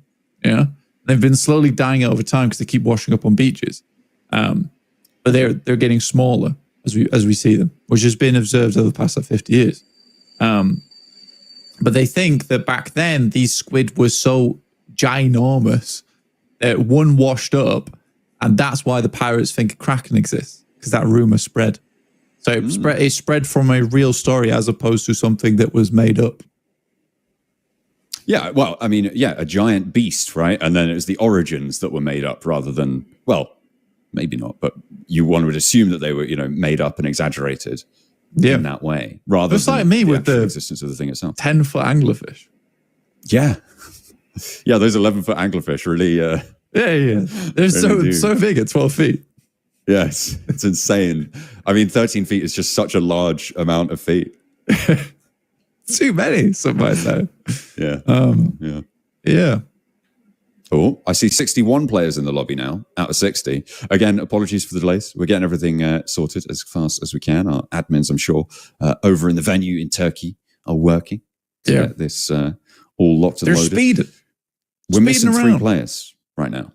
So maybe we have 3 players in the crowd that would like to play. We'll just get them. Hands up if it's your birthday today. You get to play the game. It's on the wheel. Yeah. Like you have to play as part of that would be cool, right? It's like a very slim chance, but the chance is, well, you have to sub. You're now one of the bench players for the team. Absolutely. Bring your own phone if possible. That'd be great. No, of course, Infinix would provide a phone temporarily on loan. If you win, maybe you get to keep it. Oh, if you get the chicken dinner on the game, that's it. GT30 Series Pro is yours. That would be a cool you get a thing, bounty, right? So. Yo, that would be really cool. You do team deathmatch, and like the thing is it's someone from the crowd gets picked. You play in team deathmatch. If you win, you play with 2 pro players on both teams, 2 fans on both teams. If you win, you get to keep the GT30. Ooh, okay. I feel like getting people set up on the phones would take quite a while. You pick them out maybe do it during a break. Yeah, set up on the phone, something like that. Before the day starts, you pick out some people. I don't know. Yeah, Because But people's have, UIs obviously are very customized. Oh, if you're they want saying to we play. have plants? Crowd plants. Oh, no. Well, no, I mean like pick at the start of the day. Yeah, and then like, pretend like it's them. And it's like, oh, you there on seat 16B. Exactly. in seat 16B. That would be good. I hit him with it. Yeah, 63 players or one more, and we can start the game. Maybe. We are getting there. Yeah, slowly but surely. And we're going to take a look at the players. Ooh, hate that. We don't have headphones on. I don't like it when we don't have headphones on. Headphones off wait for is this last player to get troublesome. in. Yeah. I think it's been like, how long has it been since the last game? I would say at least 6 minutes. Well, I can find out. Can you? Oh, you can scroll back in time. That is true. Yeah, I can go back in time. All right, so we finished the last match 45 minutes ago. So it has been Wow. a short while. Yeah. I would Apologies. classify an hour as a while. Yeah, so we are sorry. We apologize. I mean, we don't have much control over it, but we can say is sorry. Yeah, that is true. And yeah, hopefully not too much. Kara, there seems to be it's a very love-hate relationship from the crowd for Kara. It's like some love them, some hate them. But I think that S2G doesn't really have that. Yeah, S2G doesn't have that. I think that they're universally liked. You think the Caravans are at least not incredibly averse to? Yeah, I think so. Yeah. They seem like the nicer fans. if anything. You're saying that S2G fans are horrible? Wow, Blank, I can't believe that you said you hate S2G fans. Well, I didn't put it like that. I'm just saying that they're much more passionate. Okay, that's fair. That's fair. Of Yeah. course, I'm being inflammatory, just causing you problems. We're exaggerating again. Headphones on? That happens. Oh, Headphones on? Game on? earbuds in. I'm seeing 64 players in this lobby right now. Oh my god. We're going. We're Maybe. going in. So We're excited. It's happening! Oh, It's happening! Is it going to work? Real Fitness with the Falcons. No, don't say hands. that. Say it's happening. Okay, It's happening! Ralph with the Falcons. Players are in lobby! Whoa, the game's loading. We're almost in game! Whoa, very nearly. Huge and big. And large. Larger than an anglefish, some would say. I don't know about that. It depends That's on, like 15 feet, which is pretty big. depends on whether the anglefish was reincarnated. You're going to be an anglerfish 100% next life. I'd love to be. I'd be so tricksy with my angler. I'd be angling all over the place. That's right. Would you be acute or obtuse? I'd be hella obtuse. A big, Oh, hell yeah. big lad. Big lad from the ocean.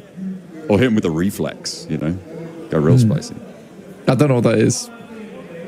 It's like when you go straight beyond up. 180 degrees. Oh, Reflex angle. like a 270. Yeah, Wouldn't that just be like a 90-degree angle? Yeah, well, it depends which way you're measuring, right? But if you're measuring the way that goes beyond 180, that is called a reflex angle. Yeah. Normally, so I would think be like, that's an inverse 90 degree.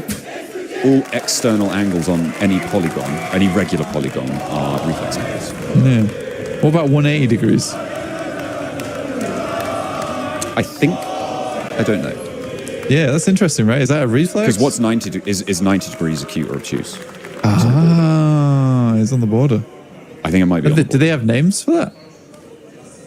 Well, Shit. one's a right angle and the other one's a 90 line, but I don't know if there's degree more. There's more. obtuse or acute. Okay, you get 90.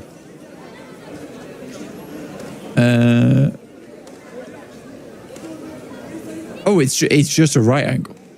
Okay, cool. 180 is just a straight angle. Then we figured it out. There you go. That's cool. Did not know that. Maybe not cool to everyone, but it's cool to me. Definitely It's cool to me right now. Cool That's to what's right keeping me now. alive over the last 45 minutes. Yeah, Oh, dear. Wow. we're getting on with it. Definitely getting on with it. It's difficult so. to talk about the tournament right now because we've only had one match. Not a lot to go off. And it was Rondo. And it was Rondo. So true. So true. Well said, John. thank you. I appreciate that. I'm seeing Erigel on the screens though. Yeah, I mean, I also see it. Then we have a plane path. Oh my No way. goodness. Tell all the people that ran away from the stream that the stream has begun. Again. Hey, it's back, guys. The games are back. The games are back. Come back and watch. Let's go. Heading into match number 2 here. We're kicking off with Erigel, our first of a set of 3 times that we'll be seeing the grassy pastures today. We will be chunking out at the end with Miramar. We'll see what is going to come of that. But for now, we've got a northern plane path here, up from Stalber down to middle west coast. Lovely. I mean, it's less lovely for teams that like to play Sosnovka, I suppose, and Novo. A bit of a distance to go on that one. You can't really challenge for vehicles over in Yasnaya. You got to go a little bit further down towards Milta. Then you're sticking your fingers into the pies of the Milta and farm teams. Tough. Very tough. Anathosis, though, they completely turn tail. We'll head Kameshki. Split. I'm beginning to like Kameshki Split a lot more recently because there's actually quite a few options available to you. Because you can swing over Stalber down towards Severny coastline, head to far west shooting range if you get a northwest circle, or you swing underneath, maybe go over the top of Yaz Lake. There's a lot of interesting things you can do. And then, is there a downside to it? I suppose military circles, a very difficult position to play, but that's fairly uncommon. Quarry as well. Quarry circles. It's tough. So there are disadvantages to it, but... Yeah, I mean, the main disadvantage is it's far away from the center of the circle, right? Yeah. But I think that the kind of okay because you have there's a lot of safe rotation you can go as well. You know, Yeah, that's true. And you can play slow and edge, so if you're comfortable with that, then it can work out well. Even on a Western circle, right? Even on a Gatka circle or like an Everest circle, you can try and play slow to the edge and try and play around that. The question is, can you do that, right? And that's always the big question mark for any team really in any position, but maybe more so on these farther flung positions. Same story for somewhere like Zaki, although that has way fewer rotational options and is therefore in general a much worse place to try. It's cool as well because it's sort of player dependent too, because default generally very good player to have at the helm when you're playing edge. This guy's got a great understanding of rotations, where teams like to play, how to cut them off. I think that honestly, as good as Anathosis Famagusta has played in the center of the circle, I much prefer seeing them play sweep because default just has a really, really good game sense for where players are and will be. But that also comes to my problem with Anathosis Famagusta at the moment, is I do think default does the bulk of the heavy lifting. And the rest of the team is just trying to keep up with him.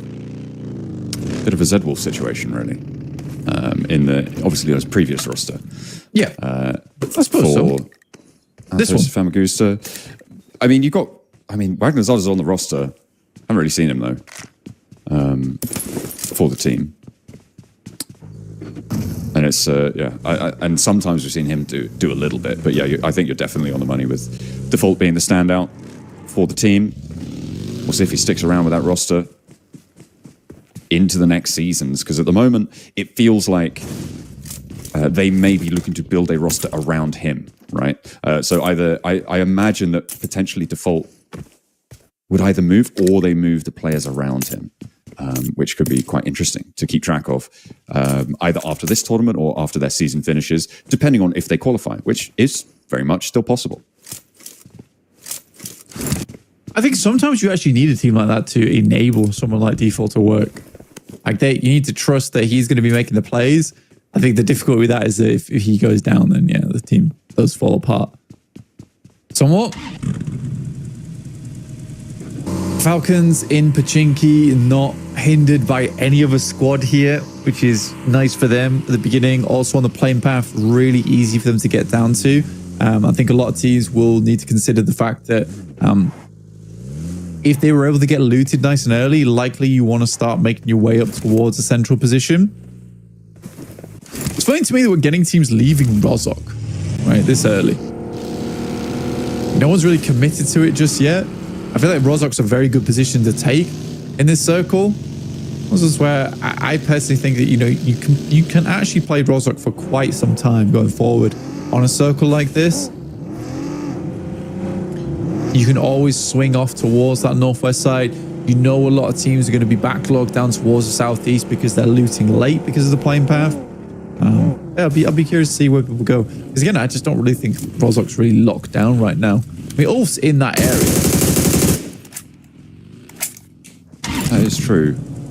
I mean, it's often on these river circles as well. It can potentially be.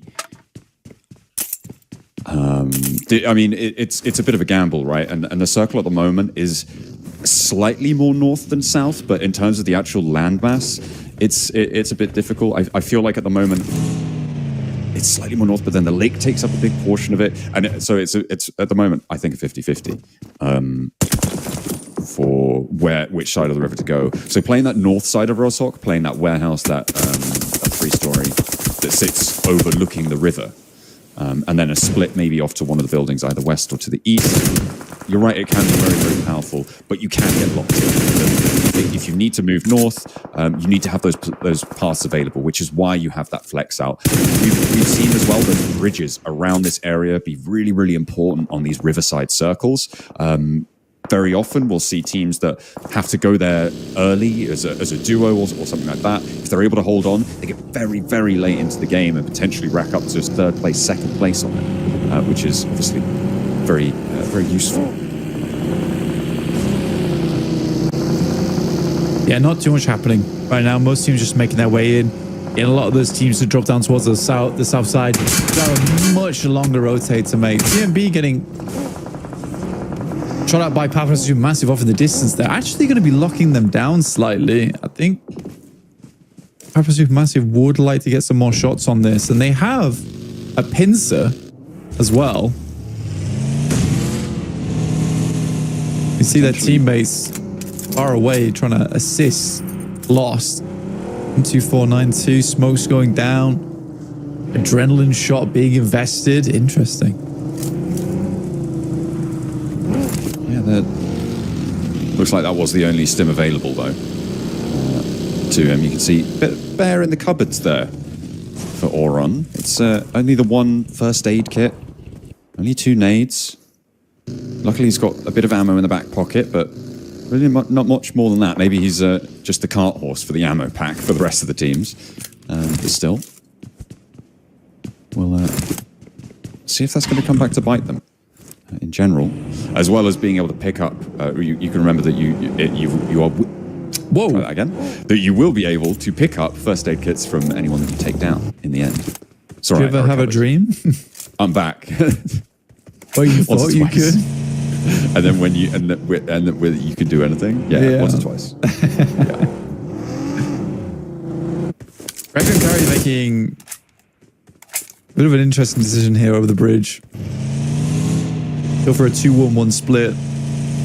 Have control on the west side of Yas Fields, but they're absolutely going to try and regroup on top of Loxy here. Loxy instantly heading over towards the bridge to make sure that he can cut out teams coming through later on. But yeah, again, see what I mean? Like, I think Rozhok was an absolutely fantastic position to pick up early, and surprised no one else other than Ulf got there as fast as they did, because Rozhok was truly very open. Falcons pushing in. Drop there. Yeah, exactly.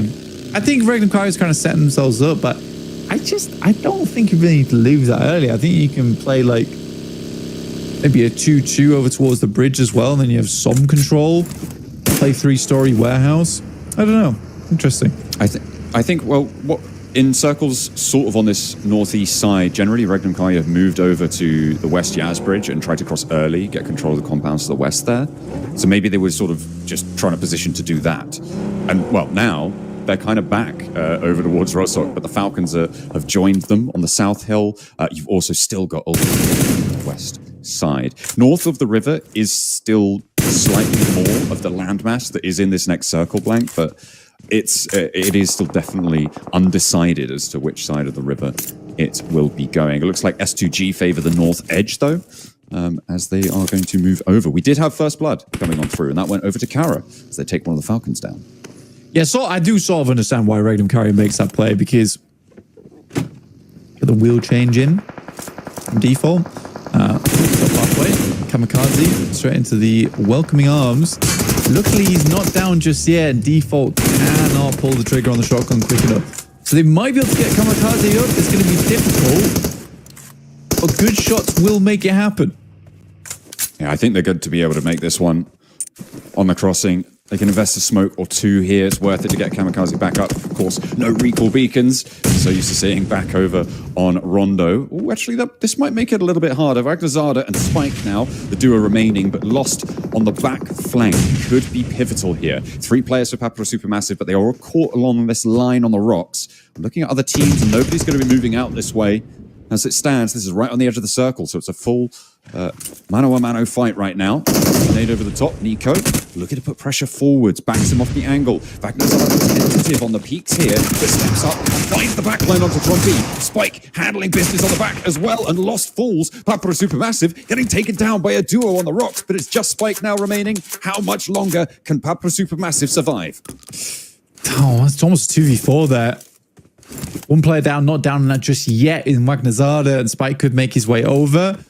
One sim to work with, pushes up. Papua Supermassive going for the res, looking for the 2v1 instead.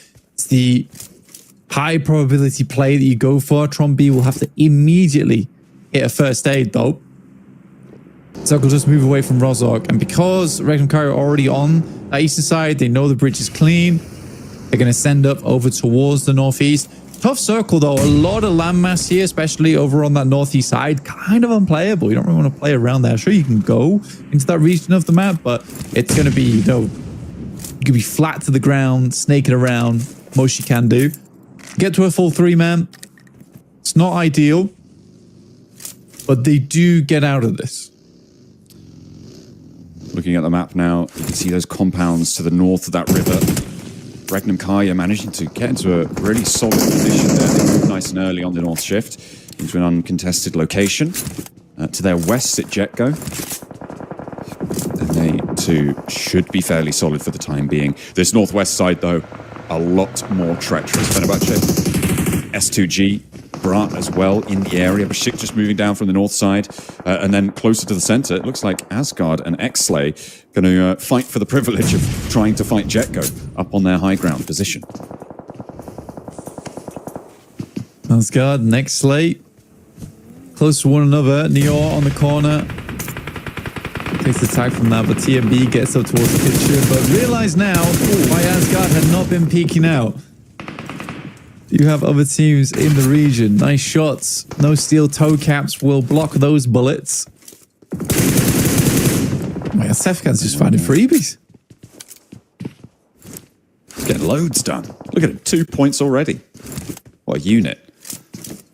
Noisy Boy's not really going to have an impact on the south side. Ulf could potentially still find the sideswipe, but they're back towards the bridge and not really peeking up just yet. Ketch finally starting to make inroads, but they're more concerned with the Noisy Boys. I feel like the Noisy Boys are in the worst spot right now. They are, of course, only 2 players alive and a bit in the crunch. Fortunately, the Circle isn't putting pressure on this fight, so in general, they might be able to survive a little bit longer. The same may not be able to be said for Kara out on that east side, still around that Yaz Bridge area. Their crossing may be uncontested, but beyond that, there's a lot of teams that are going to take a chunk out of them if they move.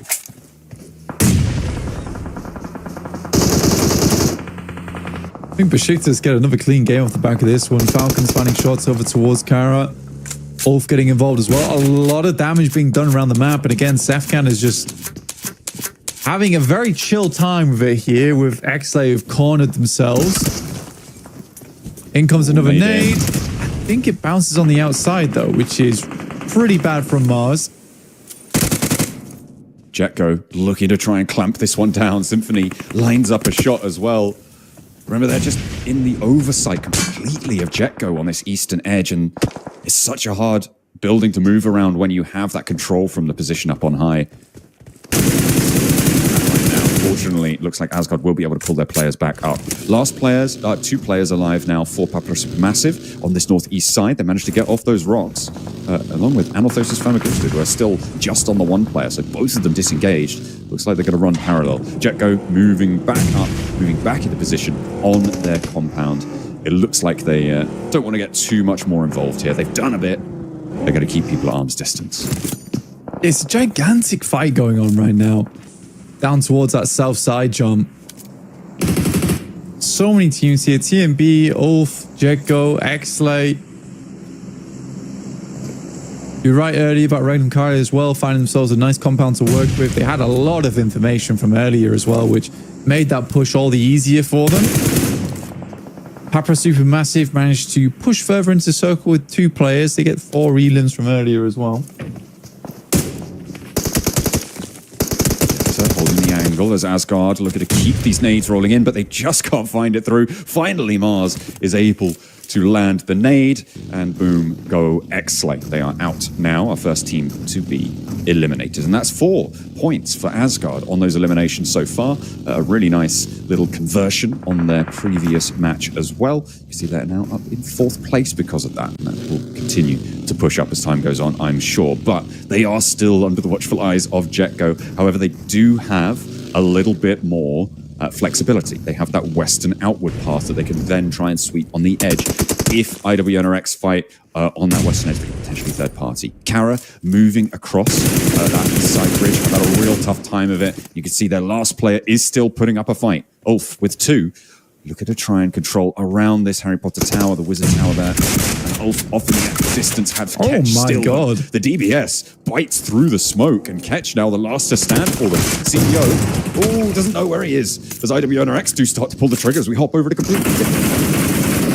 Yeah, I mean, I don't know what Emre was thinking there, trying to get in the buggy, make the quick getaway. There's slight wake-up time on the engine. Redox from Falcons looking to clean up. You see Ketch there move out into the distance, but all from this game, getting 5 elims, pretty good. Papra Supermassive also on 5. Top 3, IWNRX is just getting cut to pieces. S2G also taking shots over towards Besiktas. Very long-range shots as well, I might add. For my money, I want Asgard to be scouting this fight a little bit. They've been very passive, held towards Jetgo, and maybe you can't leave that building super effectively, but not even moving up north to get the info on this fight that's just popped off on the northwest. Maybe a little bit of a mistake. Bra now, as 4 players can stabilize, can form themselves up and be a real threat on that northern edge. SUG. Currently holding in a dip. That's all you really can do from this position. Very, very open. Mostly working with trees, hardcover like rocks. Besiktas made a quick wrap down towards that south side. Did a fairly good job of cleaning out this area, but they do only end up with 1 player going forward. The circle moving down towards Jetgo, Asgard. I think Asgard holding that western side is very, very important, considering BRA at some point are going to move down this way. Now they can consolidate around that path, try and play some of the ridge lines that sit there around them. But of course, just that oversight from Jetgo is so difficult to move around. Brad looking for that opening. They know where they need to be looking for. And you look at the spray down on Sefgan, he's been doing bits. That would be a great pickup to find, but it's actually Papra Supermassive who are eliminated in the meantime. A real big pickup there. They do get 5 elims, so it's not a done and dusted game, but taking them out is good news for, well, actually, at the top, a lot of our teams are kind of struggling. I think it's Ulf who are maybe in with the best chance here, although they are still a little bit on the outside. Very possible. S2G under fire. And the hovercraft, unfortunately, that moving titan of cover now gone, up in smoke.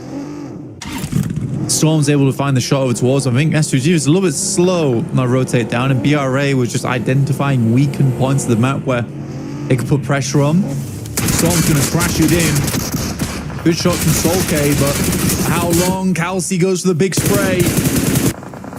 Ooh, the off angles there oh my as well. god! The explode. Taking him down, and Hamzy keeps the team together. Has a player down off in the distance, and that is where they're going to need to rotate towards, but there's an off angle coming through from Fenerbahce to ping away the back line here for S2G, leaving them on one player. Kiss you the last for Bra as well, and these points will be slurped up across the board. S2G looking to pull Sulcade back on up. We'll see how many players they can get revitalized here, but it's not looking super healthy, and they don't have a lot of time to make it work.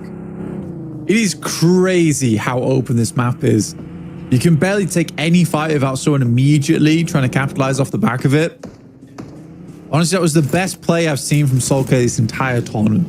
Really good assist, really good understanding on the vehicle's health line. And it's just enough damage to take down a player. Great comms from them as well. S2G struggling to stay alive here now as Icy will go down. That's BRA, last player, like you said, Kiss You.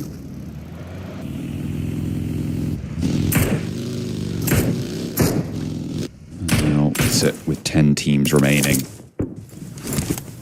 Regnum Karya still just a really solid entrenched spot here. Hopefully going to have a good time of it. Yet to chime in on the elims, but those can come later. And as a 4-player team, uncontested, undamaged, they may be in one of the better spots for the time being. Jetgo, they've had a little bit more impact, but they are similarly positioned in terms of the circle right now. And in fact, slightly more centrally. So potential for an advantage there. Nades from Simple Domac rolling on over the top, but Fenerbahce not willing to over-aggress on this line. Solke answers with a nade over the top as well. Doesn't get the full damage there. The circle